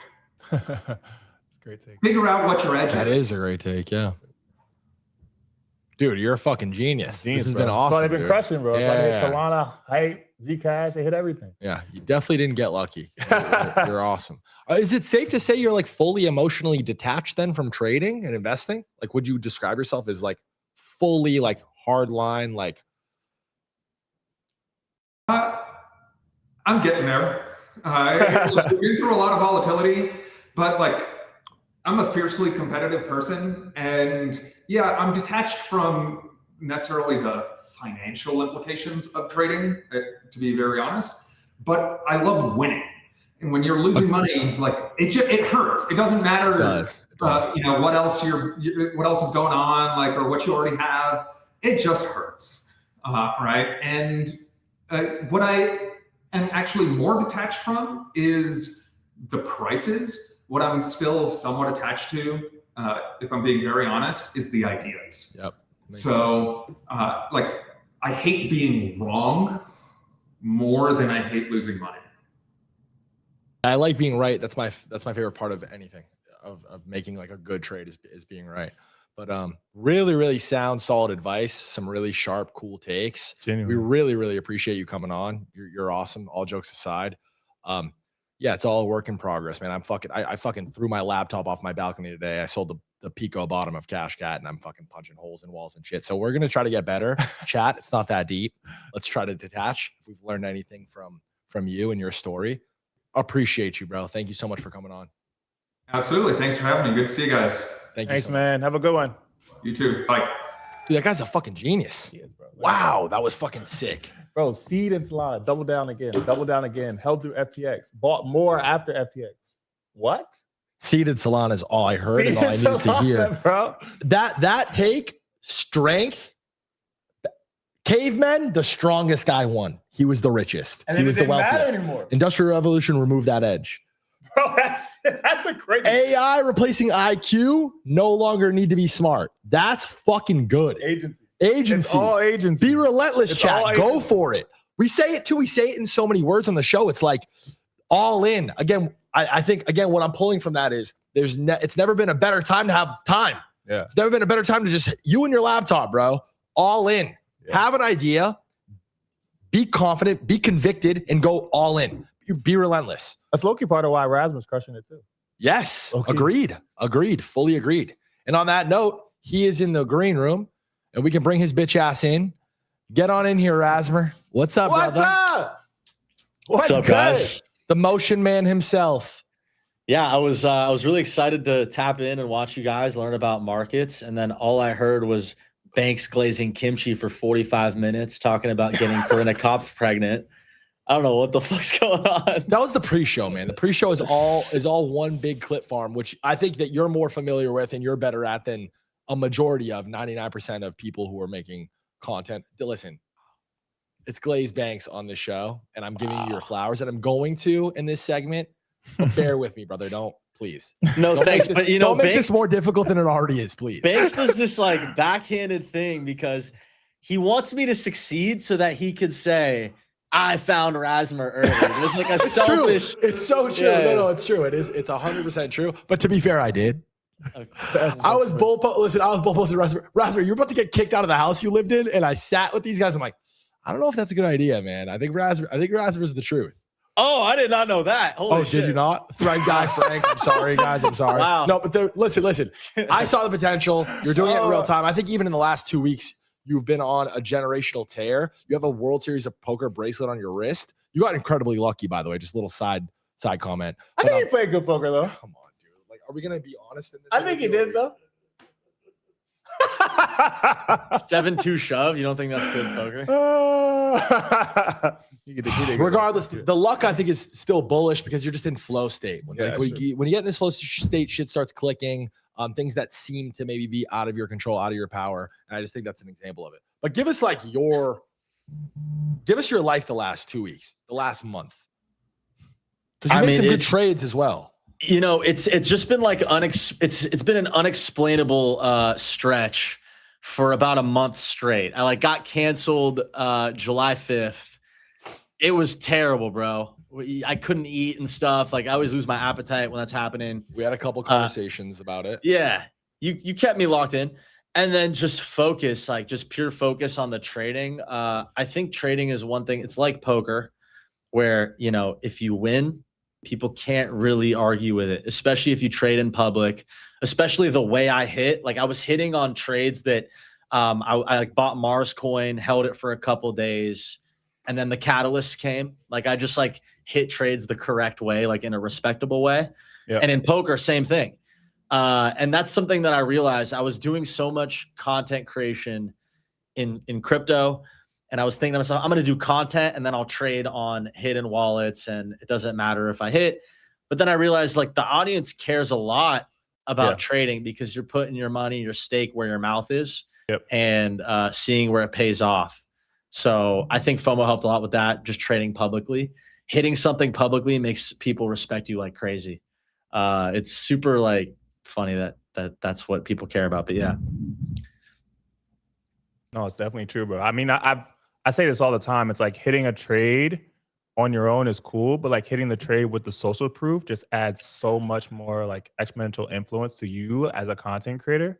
And also it's makes people trust you more. Oh, you can say a ton of stuff online. You can say anything really, but the trades you can't really fake. And so when people know you're not faking that, that's when they respect you more and will tune into your content more for sure. Yeah, all a trade is predicting the future and putting stake on your prediction. And even with perps, you could have traded the war if you tried to trade oil.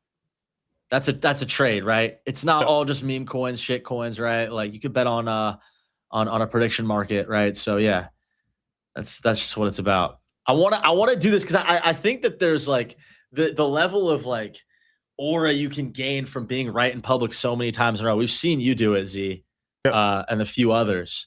It's just a level of respect you gain that is unmatched anywhere else. And I think a lot of people, Banks, if you want my prediction, I think a lot of people are going to do this thing that I'm trying to do now, which is the legacy trading. Can you guys hear me? Yeah. Okay. Yeah, I don't trade for money. I'm unique in this case of I don't trade for money. I purely just trade to aura farm. That's why I've been trading publicly. And so the way that changes the equation is but even what Tushar just said, the psychology of it, it's going to play into his favor because he's doing it in an effort to build a bigger brand. It's probably a better calculation of the risk reward, especially if you're doing content. What else are you gonna? Yeah. So theoretically, Z, if there's a coin flip in front of me, and the coin flip is I double my money. Usually it's not really EV. Yeah. But if the plus EV is that you get to aura farm and do it in public, then it is plus EV. And so a lot of spots become really advantageous for me to take. For the Mars coin position, I put $20,000 in at 3 mil. I usually don't do that. Yeah. But I knew the upside of CZ engaging in the Binance meant, you know, a 10, 20, 50x. And in that case, I would have gone a lot of aura. And so I made that calculation and it ended up hitting. So that's just what I'm going to keep trying to do. Raz, that's smart. That's smart as fuck, bro. Especially if you're doing content like the EV calculation. Because if your platform blows up, then you also have more companies that want to partner with you. You also get more sponsors. That's actually really smart. This is why I'm so bullish on smart. Rasmus at the moment, and this is the potential that I've seen because he executes well. We had a conversation, and you're actually pulling me toward this whole idea of how important trading is for you because we've had a couple conversations recently too, where I'm like, I feel like you get a little too hung up on like CT and their opinions and like, and needing the validation of like, hey, I'm a trader. I'm here. I have good ideas and I'm smart and I'm a good trader, which you have proven yourself to be over the past specifically month. Yep. And I'm like, bro, fuck that. Fuck their opinions. Like you're playing the attention game. You're playing a game that nobody else is playing and there's no competition. And my opinion, I'm of the opinion that you actually understand the game more than really anybody else who's at your level in this market. Like I think like I made the comp. I'm like, listen, embrace it. There's a real role to be filled in like the jester maxing, clip farming. We've seen Stable Ronaldo and FaZe Lacey make a fucking incredible career and fall into that top 5-10 streamers in the world slot, which is like these guys are goated streamers, right? And all of their success, specifically Ron, comes his ability to like farm clips and his understanding of attention and how it moves, etc. The content. And I think that you're really, really good at it and understanding it. But I never really considered like the trading stuff playing into that. And it's like unlocking some shit. And I fuck with that. It makes sense. Thank you. Yeah. I mean, the social media game has gotten so saturated. Yo, no way. Yo, go look at Tristan Thompson's clip, right? Or Twitter. Tristan Thompson. This is actually hilarious. That's insane, dude. That's hilarious. Pull up Tristan Thompson's Twitter. I'll pull it up. I'm gonna pull it up. That's hilarious, bro. Rasmus in real time. Are you watching? I don't even know what's happening now. Tristan Thompson. Go to Tristan Thompson's Twitter. I'm going to. Yeah, I'm going to. That's fucking hilarious. Where's Banks' laptop? Look at this, Raz. That's really funny. No way. What? How insane is this? Dude, what? That's hilarious, bro. Oh my Raz, do you want to tell the audience about our little back and forth after you won? By the way, this is a direct copy of a post that you just made, that Rasmus just made. This is an NBA. It's Kimchi though. Yeah. No. But the reason why he's doing it is because you did it. Your post was effective. That's fact. Yeah. Your post was effective. And if you guys aren't familiar, I'll just break it all down to you guys. Kimchi, obviously, his last post was an aura dump. It went giga viral. 30 million views. I'm getting all the credit for starting this TikTok trend. Banks in all the comments and people putting their faces over my face and replacing Kimchi's name in my clip with their name, whatever. And it's gotten hundreds of millions of views. We talked about it on the show a lot. But I made my clip, and I have to give you credit because of your initial clip. Wow. So you inadvertently started the trend. That's true. But like that's what it's all about, by the way. Yeah. That's what this content shit and collaboration is all about at the end of the day. Because this is a good example of Kimchi did this and it kind of came full circle. After you won the WSOP thing, we had a conversation about what you should post and what your first post should be. Well, can I just give Banks the credit because he Of course you can, Rasmus. He calls me and I'm relaxing and I'm so tired. And he's like, Rasmus, you have to do this. You have to do this, Kimchi. Like, you have to post it. And I'm like, maybe I'll do it tomorrow. He's like, no, do it right now. Do it right now. And I was like, bro, like, I sent him some photos I already had. Like random aura dump photos of him. Yeah. And I'm like, no, brother. The whole point is you need to 1-to-1 match each frame and just like meme the post, like mimic the post. Like this is what I know Ronaldo would do or Lacey would do, and it would be effective.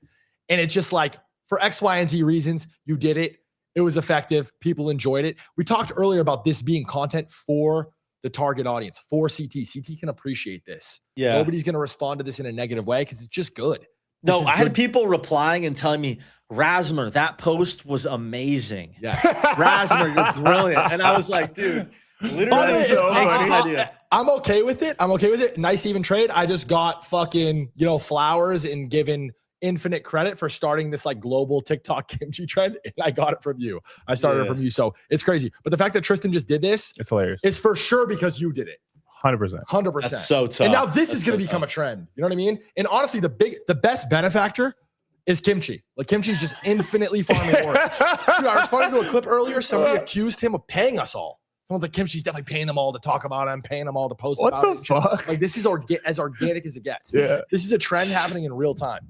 And it's crypto native, which is just sick. Like, but you have to do these. You have to do these these tricks now to go viral, because TikTok algo and Instagram. There's so many different platforms. It's a difficult game. Whereas back in the day, back when Banks was vlogging, Banks, you were vlogging against plumbers and firefighters. You're an absolute retard. So let's talk about that. Let me just respond directly. Plumbers and retards. I'm vlogging at peak Jake Paul every day. Logan Paul moving from Vine, vlogging every day. Peak vlog, peak YouTube era. 2017, the golden era. We're talking about David Dobrik, FaZe Banks, Rice Gum. All the competition lives on YouTube. Everyone on earth is trying to vlog their life. You're a fucking retard, Rasmer. Continue. I don't know, bro. Like back in the day, you just needed to move to LA and have a couple hot girls around you, and then like your vlogs would go viral. It's like, oh my God. Yeah, you just had to move to LA into a giant mansion with a bunch of hot girls and start dating Alyssa Violet and fucking dude. The thing is, what you're saying, Rasmer, is exactly what happened. Everybody did move to LA. But Alyssa made your whole career, bro. Nobody talks about that. Oh my God. Nobody talks about it. Oh my God. You're an idiot. That's fucked up. What the fuck, bro? Are you are you pissed? No, not at all. Not at all. I give credit. I give Alyssa her credit all the time. Listen, a lot of shit contributed to like my career. And honestly, the vlog stuff was by accident anyways. I enjoy, as you guys both know, in my personal like life, I enjoy being behind the scenes more than anything. Like I genuinely enjoyed helping you with that tweet more than I enjoy making my own content or like making a tweet like that. Like I would never tweet something like that. Is it kind of like the less is more thing though? Like, are you farming aura like Cardi? Like Cardi disappears for 5 years. Are you just like, did you just like, no, I'm that? fucking streaming now to a niche audience of fucking people on CT. Like there's no aura being farmed here. I'm like playing the game now. I'm jumping in. I'm making fucking TikTok trends. I'm doing goofy fucking shit. I'm showing up and playing the game. But it's because I believe in the idea that there's like, we're way underserving the market in terms of the content stuff, and it's way underdeveloped and underwhelming. And there's massive upside and massive leverage to be had for the fucking top 5 to 10 creators. We talked about the first content creator billionaire in this market, who it's going to be. Is it going to be Ansem? Is it going to be Kimchi? Is it going to be fucking Rasmer? I think that it's inevitable. And I don't know. It's just a game that nobody else is playing. So I feel like I add so much value with all my experience in like the more traditional mainstream shit. And I can extend it to people like you. You know what I mean? People like Z, etc. That's the side of that's what excites me. Yeah, you're definitely good at social media, you know, obviously. You're decent at it too. How did real shit though? Like, how did you not make content for like how many years? Like 6, and you still were a known person? Like, how is that even possible? Because right now I feel like the algo would just forget about people. Maybe. It's all about big moments. Okay. So I did disappear again for a short period of time. And it was after all the shit fell through with the FaZe shit. In my head, I had to work through, okay, what's next for me? Like I just had the whole rug pulled from underneath me. All these guys dipped. I'm in a fucking horrible spot, you know, felt like rock bottom, but I've been there before. I've been familiar with it.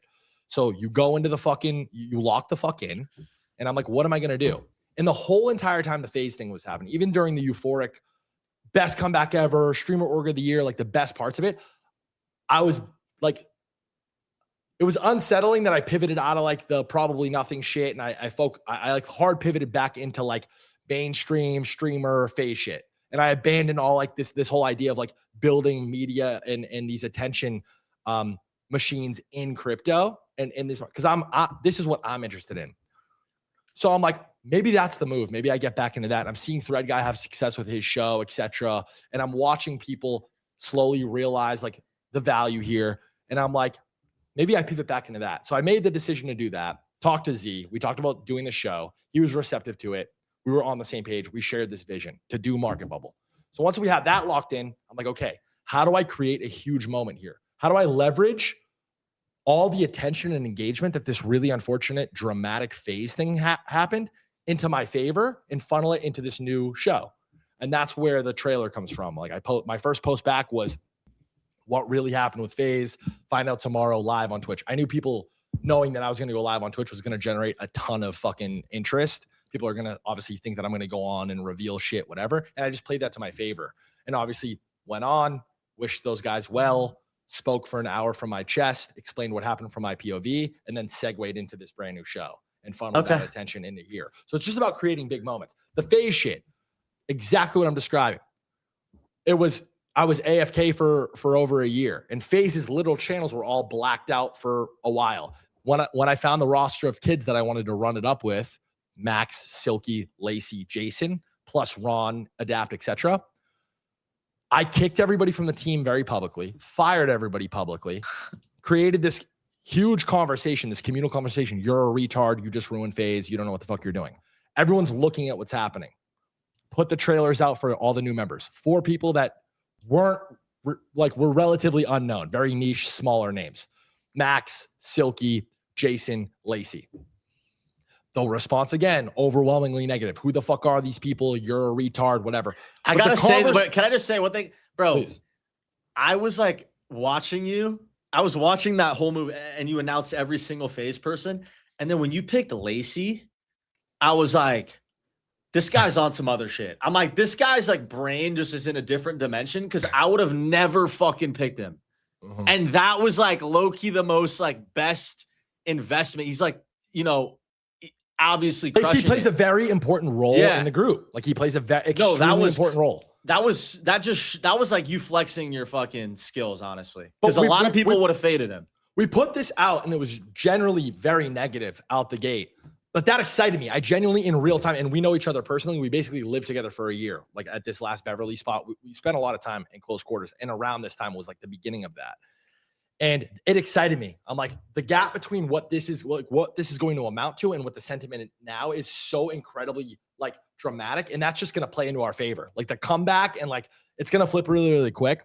And then it's all just reactive. It's like, okay, we have all eyes on us. So now let's just produce really good content with this group that I'm confident can like hold engagement and be entertaining. And that's what we did. And the rest was history. And it was a generational run. Okay. You know what I mean? It's about making big moments. Like you just had a big moment. Like it's one of your marquee moments, winning the WSOP thing. Big fucking moment. And we talked about this yesterday at dinner. We had dinner with Kimchi, pulled up in the Maybach, etc. We're talking about attention, and every fucking human being on planet Earth, whether they're the most famous person ever, the richest person ever, the most successful athlete, biggest artist, or a fucking one of your random friends, psychologically, the human brain chalks a person up to like their 5 biggest moments, their 3 to 5 biggest moments. Who is that guy? What did he do? If you're Michael Jordan, it's one fucking NBA championships, the sneakers, Space Jam. You know what I'm saying? And just being like, and reading the newspaper and smoking cigars. It's all good. Michael Jackson is Thriller and fucking the moonwalk and touching little kids, right? It's like, if you're Rasmus, he's innocent, by the way, but yeah. Whatever, like I'm with Z on that one. It doesn't necessarily have to be positive or negative. Like some people are totally negative. You know what I'm saying? Like Andrew Tate, like a lot of his marquee like things that he's known for are really, really negative. So you have to have those cool moments. Like you have to live a. That's all you amount to. Me hitting trades as well. I feel like if I hit $1 million P&L, that counts. So I'm like shooting for that. Wait, can I ask you? Okay, the FaZe guys all left. They're doing core, and we could include Marlon in that. Which of these streamers do you think has the most potential to grow even from here? Potential for me was always Plaque Boy Max. That's why I was most excited about him. And I'm probably biased because I resonate with his content most. Like I like that culture that he sits in. I always thought the move and play for Max was to become like the DJ Khaled, the DJ Academics of streaming, to be the bridge between streaming culture and hip hop culture. And I felt like he could have played the game on easy mode and just curated songs and been like the producer of songs by just platforming songs and creating music live. Like the In the Booth series was like is the best shit ever. I think for whatever reason, like all these streamers want to be cool and they want to dress a certain way. And like Max wants to be a rapper. And like, that's like his idea. And that's where he thinks is like that's the direction that he's taking his career, where that just doesn't make any sense to me. Like what I just described to be like the next super producer, the likes of Metro Boomin, is reserved for like a few people could do that. Like Max could do that. DDG could do that. There's a couple people who could actually do it. Why do you think not rapper though? Because I feel like the diva shit and the wigs. He's a subpar rapper. He's not a good rapper. I think the diva he doesn't make hit songs. He's so tough though. He's an average rapper in a highly diluted market. How many fucking people are posting rap songs every day? It's an infinite number of people. It's way more competitive. By the way, I'm not even gonna shit on his craft. Do what you do what you love. Don't stop rapping. Whatever I do, tons of shit that I'm bad at. But you're competing with Drake and Playboy Cardi and Lil Uzi and fucking Yeet. This is what your competition is. Who's your competition in curation? Who is trying to build the bridge between hip hop culture and streaming culture? As far as publishing music and distributing music, probably nobody, right? Zero. There's no competition, and he was in that bag, in that body. Me and Zach Bia, I put him in talks with Max, connected those dots, and Max officially, or Zach was officially managing Max for a moment, and he set up this Fred Again song with Skepta, and he got nominated for a fucking Grammy with it. I saw it happen in real time. Max didn't even see the vision initially. He like fumbled that. Like Skepta and Fred Again like offered him to like come perform at a show, whatever, and he like blew them off. And they're like, what the fuck? And like he did not see the potential that had. We definitely saw it, and it wound up being his biggest moment as far as music, I would argue. It was nominated for a fucking Grammy. Like Blackboy Max would have won a Grammy if that won. It was nominated. You get what I'm saying? And he didn't rap on that album. He didn't produce any part of it. He produced it and curated it in front of a live audience, which does have value. I think that's extremely interesting, and I think that that's the potential that I see and saw in Max. I think he could. But no, this is why I also am leaning into being a trader, though, is because you didn't say Lacey and you didn't say Ron. Like I feel like if I was a jester, if I really kept being a jester. No, Ron's the answer though. Who will be? You asked me who I saw the most potential in. Now, to be successful in content and to be a creator the size of like I Show Speed, Kai Cenat, I think you need to have three things. I think one, you need to have something that's proprietary about you that you're like the top one or two people at. You need to be the best at what you do as far as content goes. It needs to belong to you. You need to be the face of like that niche or style of content or that angle. Two, you need to be delusionally confident in your ability to reach that level. I can be the next Kai Cenat. I will be the next Kai Cenat. And then three, you need to be willing to work and dedicate your entire life to it 24/7, nonstop, relentless. And actually the fourth is you need to have good instinct and intuition. You need to be smart, or you need to be smart enough to realize who is smart enough to make certain decisions for you. Yeah. You can't be surrounded by yes men, and you need to have good instincts. You need to have all four of these to be Kai Cenat. You need to have all four of these to be Mr. Beast. You need to have all four of these to be Speed. The one that I think Max is missing is the instinct stuff. I think he makes a lot of poor decisions, and I think a lot of it is rooted in ego. I think a lot of it is rooted in having yes men around him, and I think that will prevent him from ever reaching that level, in my opinion, from what I've noticed. You know what's weird? So I'm gonna be honest. My answer is stable Ronaldo, though. Yeah, I see the diva tat, and I think I like it. I like the wigs. I don't think that matters at all. But I'm saying it seems like the comments and the hate really got to him, and like that's some petty shit. Like it's not actually like. Well, you let comments and shit get to you all the time. I mean, but people are telling me I should go to fucking jail and that I'm cancer. It's like it's not. But that's his version. That's his version of it. You know what I mean? Like his whole goal has been to generate this like or manufacture this image in like brand where he's like fucking Travis Scott, where he's a rapper, he's cool, he does this, he lives his life a certain way. And then when the whole entire internet is memeing you, clowning you, calling you gay, this and that, and you're crying on camera and shit, it kind of obviously like fucks with that. Right? You can't stream and have aura though, right? Because it's too much camera time. Like none of these rappers could get away with it. If you streamed Cardi, he'd lose all his aura immediately. By the way, I'm not bearish because of the diva tattoo, whatever. I think whatever, that it doesn't really matter. What you just said though is a fact. It's like just staying true to who you are. Max blew up off just being a fan, like excited about albums dropping, excited about talking about rappers. Like you're a streamer and you're a fan of this shit. Be that. You know what I mean? Like, don't get all the motion, don't get all the attention, don't amass this fan base and then pivot into now I'm a fucking rapper. Like now I'm Travis Scott. It just doesn't resonate. I would assume it doesn't resonate with rappers either. Like there's a reason why like Max was on pace to have fucking Drake on his stream. He had Central C on his shit. Like he was booking real deal fucking names. He just had Thug come on. Like, but he doesn't have Young Thug on a song. He doesn't have Central C on a song. He's not getting Drake on a song. Because they're not going to rap with the streamer. Like, you know what I mean? Like, that's not. Wow. But they would do it if he produced it. Yes, because these rappers, anybody with a brain knows how important streaming culture is, how important these platforms are. So that's what I mean. Build the bridge to give them a legitimate, authentic way in. I experienced this with FaZe. FaZe's peak success was during the big Fortnite boom. Everyone on earth wanted to tap in. It was max motion. All anybody cared about or wanted to talk about was Fortnite. Everyone wanted to tap FaZe in. Bronny. FaZe was FaZe was the easy way in though. It was like, yo, let's just go tap in with the FaZe guys. These are cool guys. They're making videos. Let's just pop in a video. That was the easy way to do it.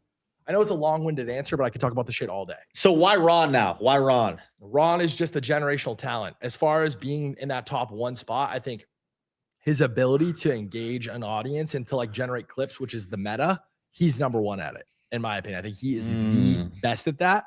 Clip farming, I think he's got the number one spot. And he just is a streamer. Like that kid streams 24/7. I thought you said Marlon has the most potential. Didn't you just say that? I would never ever say that. I think Marlon will inevitably eventually end up as like a Vine guy who's like was like all the Vine kids, the Cameron Dallas's and Marlon. I don't hate Marlon at all. I don't hate Marlon at all. I don't know Marlon. I don't know Marlon. You just don't think you don't like his content, basically. All of his attention comes from the fact that he's super attractive, right? So like that's I think he has I would guess he has a global audience. Like I'm pretty sure he has a big global audience. I could see that, yes. So by the way, Marlon has the biggest face in the brand out of the whole group, to be clear. Wow. You're asking streamer. I don't know what he'll do with that. Who knows? It's all up to him at the end of the day. Everybody has the potential to run with this shit. But I've seen this too many times. I saw it with Vine. I saw it with TikTok. The Bryce Halls of the world, the Cameron Dallases of the world. These guys reach monumental success in terms of how many people are watching them and paying attention to them. And then it falls off very, very quickly when the wave has passed. Yeah. I've seen it. Yeah. I've seen it a million times. What about, so you know what I think is underfarmed is girls. Like I feel like the female niche is so am I wrong? And what? Because because you just clip farmed Corinna. You're like, I'm gonna get Corinna pregnant. It's like, bro, Corinna's girls in content have been the method since I was doing shit. Corinna is the fucking, she's the girl, she's the baddie from 5 years ago. It's like, yeah, but she's still the fucking girl. Like, you know what I mean? Like, there's no, where's the next Corinna cop? Like, I don't know. Funny. Well, this girl Yana has been streaming, and she's like the big streaming girl right now. And she's in everybody's content, and she was in a Drake song and shit. So like, there are girls blowing up. I'm just like, I have no connection. There's no opportunity for me to farm Yana. I don't know the girl. I have nothing to do with her or her content, and there's no point. Do you think do you think trading will ever be like not as much male centered? Trading, no. Trading is just like gaming, in my opinion, where it's going to be male dominated for like the long run. But again, we talk about this a lot. The opportunity isn't restricted just to trading here. Like there's ways in, and there's so much edge that a woman would have in this market. I feel like with a lot of at least a lot of like the meme shit and like the low cap on chain stuff, like women actually have a really good knack for figuring out like what's gonna get attention and go viral on socials. Because they spend a lot of time on socials. But it's like, I think it's weird that you've never really seen that be a popular thing for women. Like women spend a fuck ton of money on consumer goods and stuff, but they don't really speculate. You know what? The same way that I retract what I just said. I agree. That could be I actually am not exactly sure how it's going to play out, but whoever figures out how to be like, if you can tap the women that are buying all these consumer goods and like they can make money on the internet from finding shit that they also spend a fuck ton of time on TikTok and doing all this other shit. Like, oh, I can make money off. That's going to blow up. I think this is going to blow up. I can make money on that. I actually think that this could be a thing. You just in real time completely changed my mind. I fully 100% flipped on this. I think just the sheer fact that the lack of women is a thing in this, I think that's the edge. Again, what you said, women are the consumers, right? So like they are seeing markets and their opinion on markets and products is a totally different view. It's completely different. It's a totally different view. It's completely different. Yeah. So that's their edge. Bro, like when I was trading a lot of like memes on Solana last cycle, I would always ask women like, do you think this is cute? Do you think this is funny? Do you think like, do you like it? It doesn't even matter if they know it's a coin or not. But like, do you like this picture image? And a lot of the time, the ones that they liked the most, they actually did it. Wasn't it Whiff or was it Mishi? It was one of those two. It was right? both. Yeah. Okay. It was Whiff and it was Michi. It was both. It was two different girls, but it was the same. Guys, my dog's here. I'm gonna take a piss and go grab her. We'll let you guys talk. I don't know how to do this. Yo. Penny Lane's gonna meet the stream. Penny Lane. Penny Lane. Z, I saw that you like Stockbroker, right? Yeah, I feel like you do too. You just don't know it yet. Can you just like TLDR explain like I'm 5? Because I have a bag. Yeah. But I genuinely do not understand it. What's the thing? Yeah. Yeah, so Stockbroker, like as you know, last cycle, a lot of the protocols that made the most money were like the meme coin, launch pads, and then like the meme coin, like trading, all the trading around memes. So Stockbroker is half NFT, half meme. So the NFT is attached to a certain amount of tokens. You can swap back and forth between tokens and the NFT whenever you want. But whenever you swap between the tokens and the NFT, you pay a fee. And 70% of that fee goes to buying tokenized stocks on Robinhood chain. And then people who are activating their NFTs, they get airdropped those stocks from the fees of people swapping back and forth between the tokens. That's one part of it. And then the other parts of it, they also have a launch pad where you can launch like other tokens or NFT projects, NFTX token projects on their launch pad. And they also are building their own decks. And I think they also have this like gotcha platform where you can like spin and gamble and you can win stocks like on whatever RNG, and they take a cut of that revenue also. But say like a platform, but it's also a pretty cool NFT, and it's like a meme attached to it. But it's pretty low cap. The founder was building on Arbitrum before Robinhood, and he used to be like one of the guys on Ape Chain.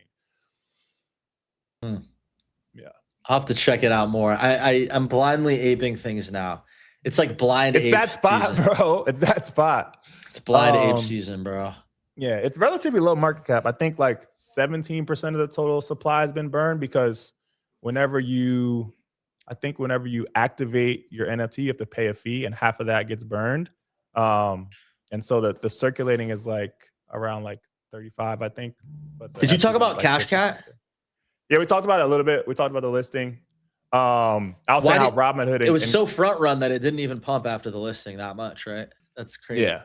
Yeah. Insane. I think that the big signal was like when it was down a lot and they had it on the earnings call. Like it was in the search bar on the earnings call. That's when it was still at like 45 mil, I think.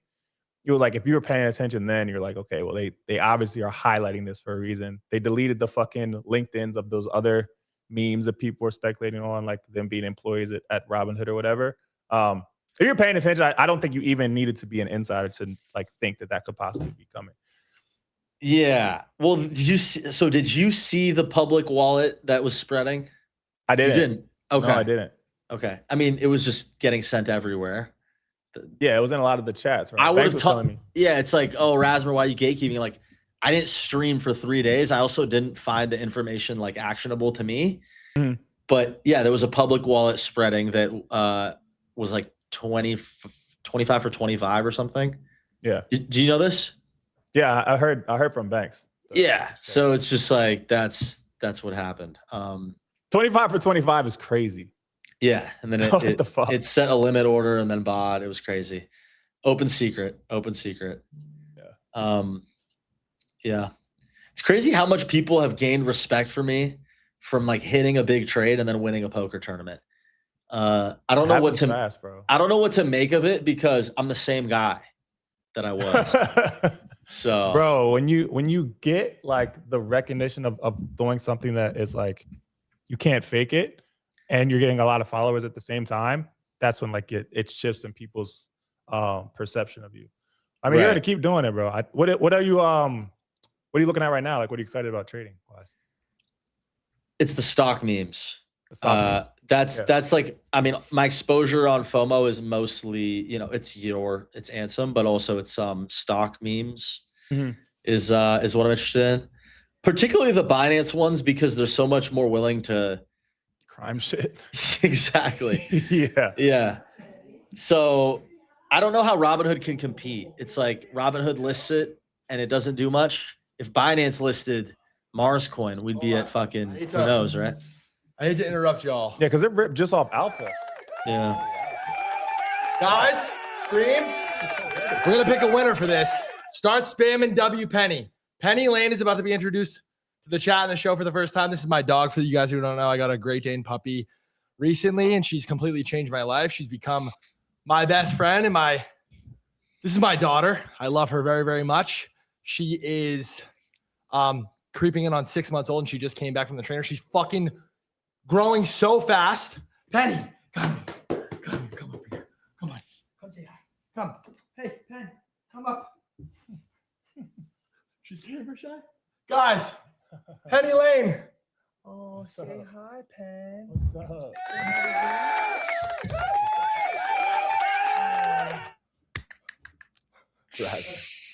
Guys, give me the full screen, please. Penny, say hi to the screen. Who's your good girl? Look how fucking big she is, bro. She was big, I can't believe mad it. quick.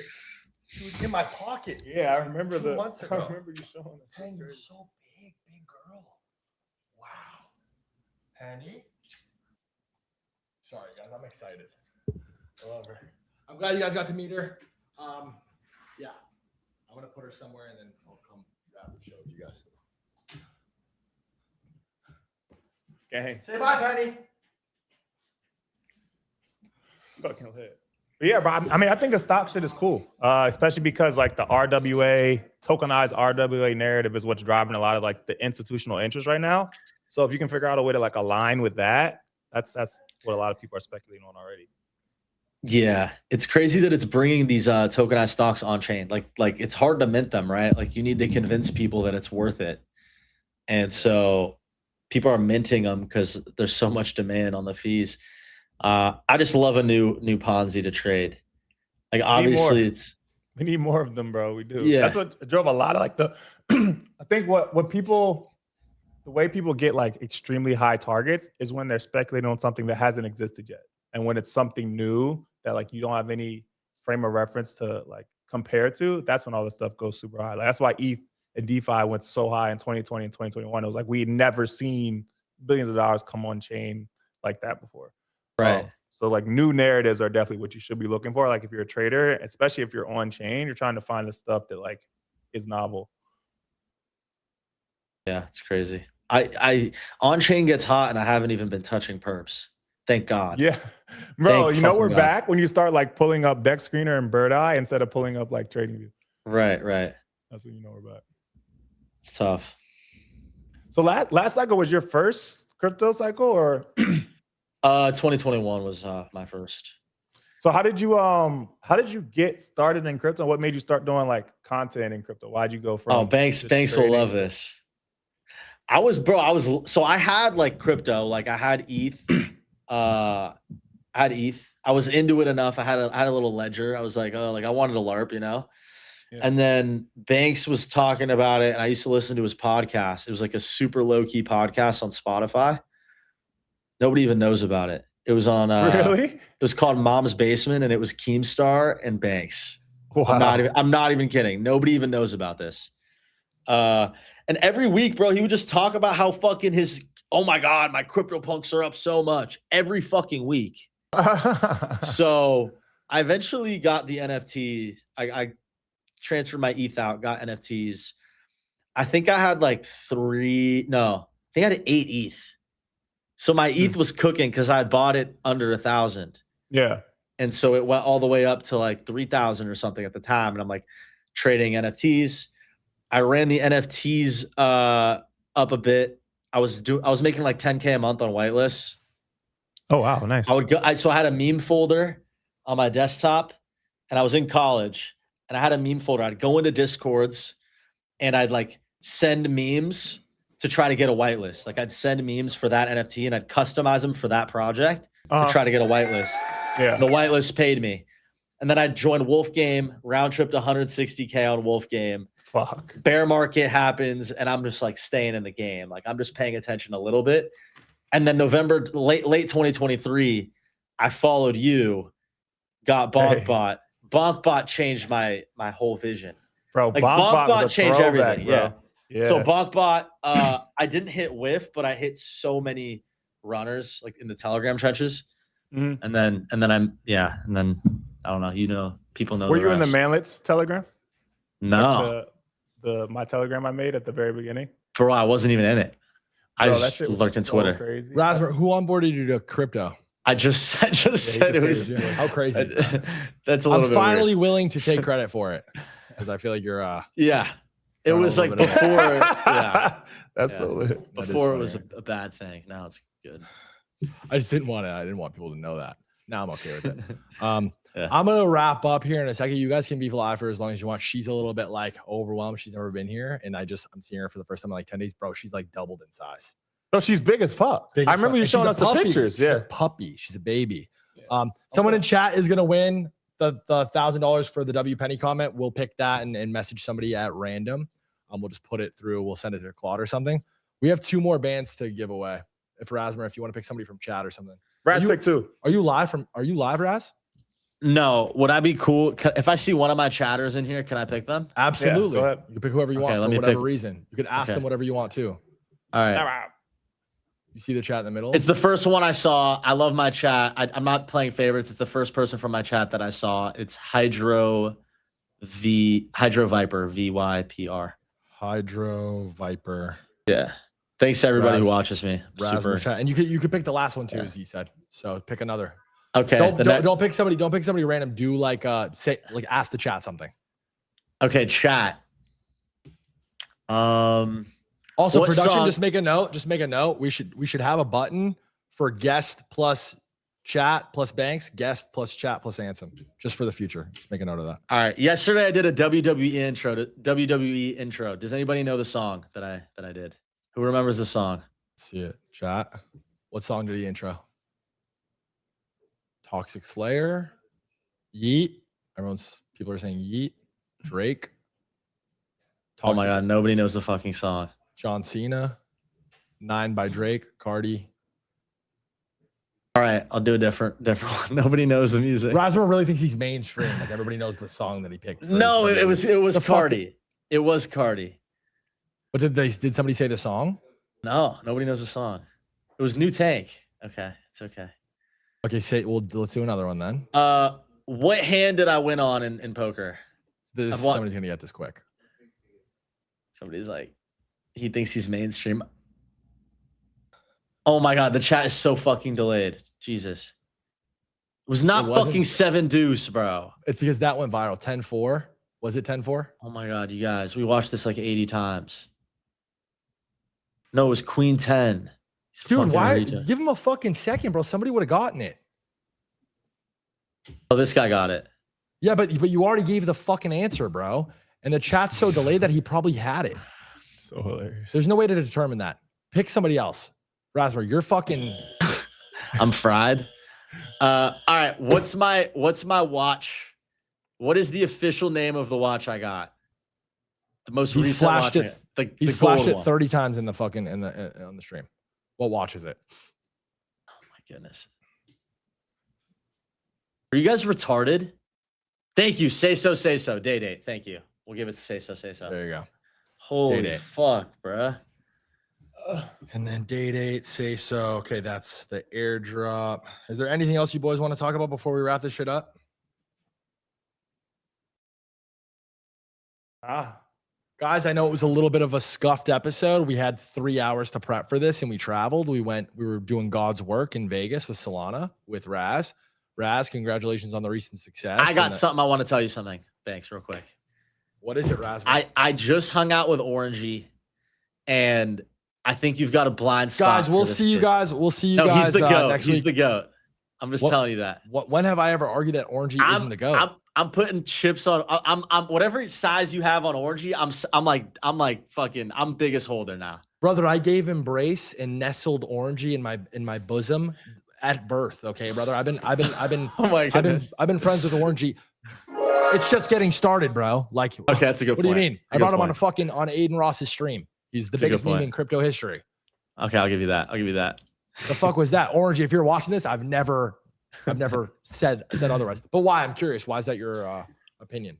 Dude, bro, he's so fucking smart. He's like one of the smartest business minds I've ever fucking talked to. I'm not gonna lie. He's helping me with my YouTube channel, and he gives me advice on content. And it's a different type of advice that you give. Like, he gives more like the technical shit. Yes. Like how to take advantage of like your funnels and Orangey's incredibly smart, by the way. And by the way, I would say you guys are the top 2 as far as the like understanding the content. And yeah, the more technical shit, he definitely edges you by like a lot.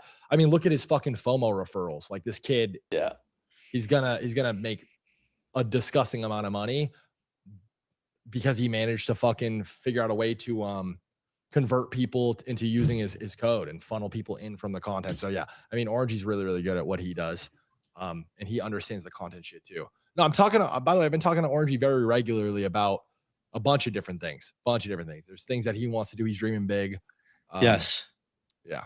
Poor goat. Somebody just said in the chat, we were going to talk about that. Maybe we'll talk about that next week.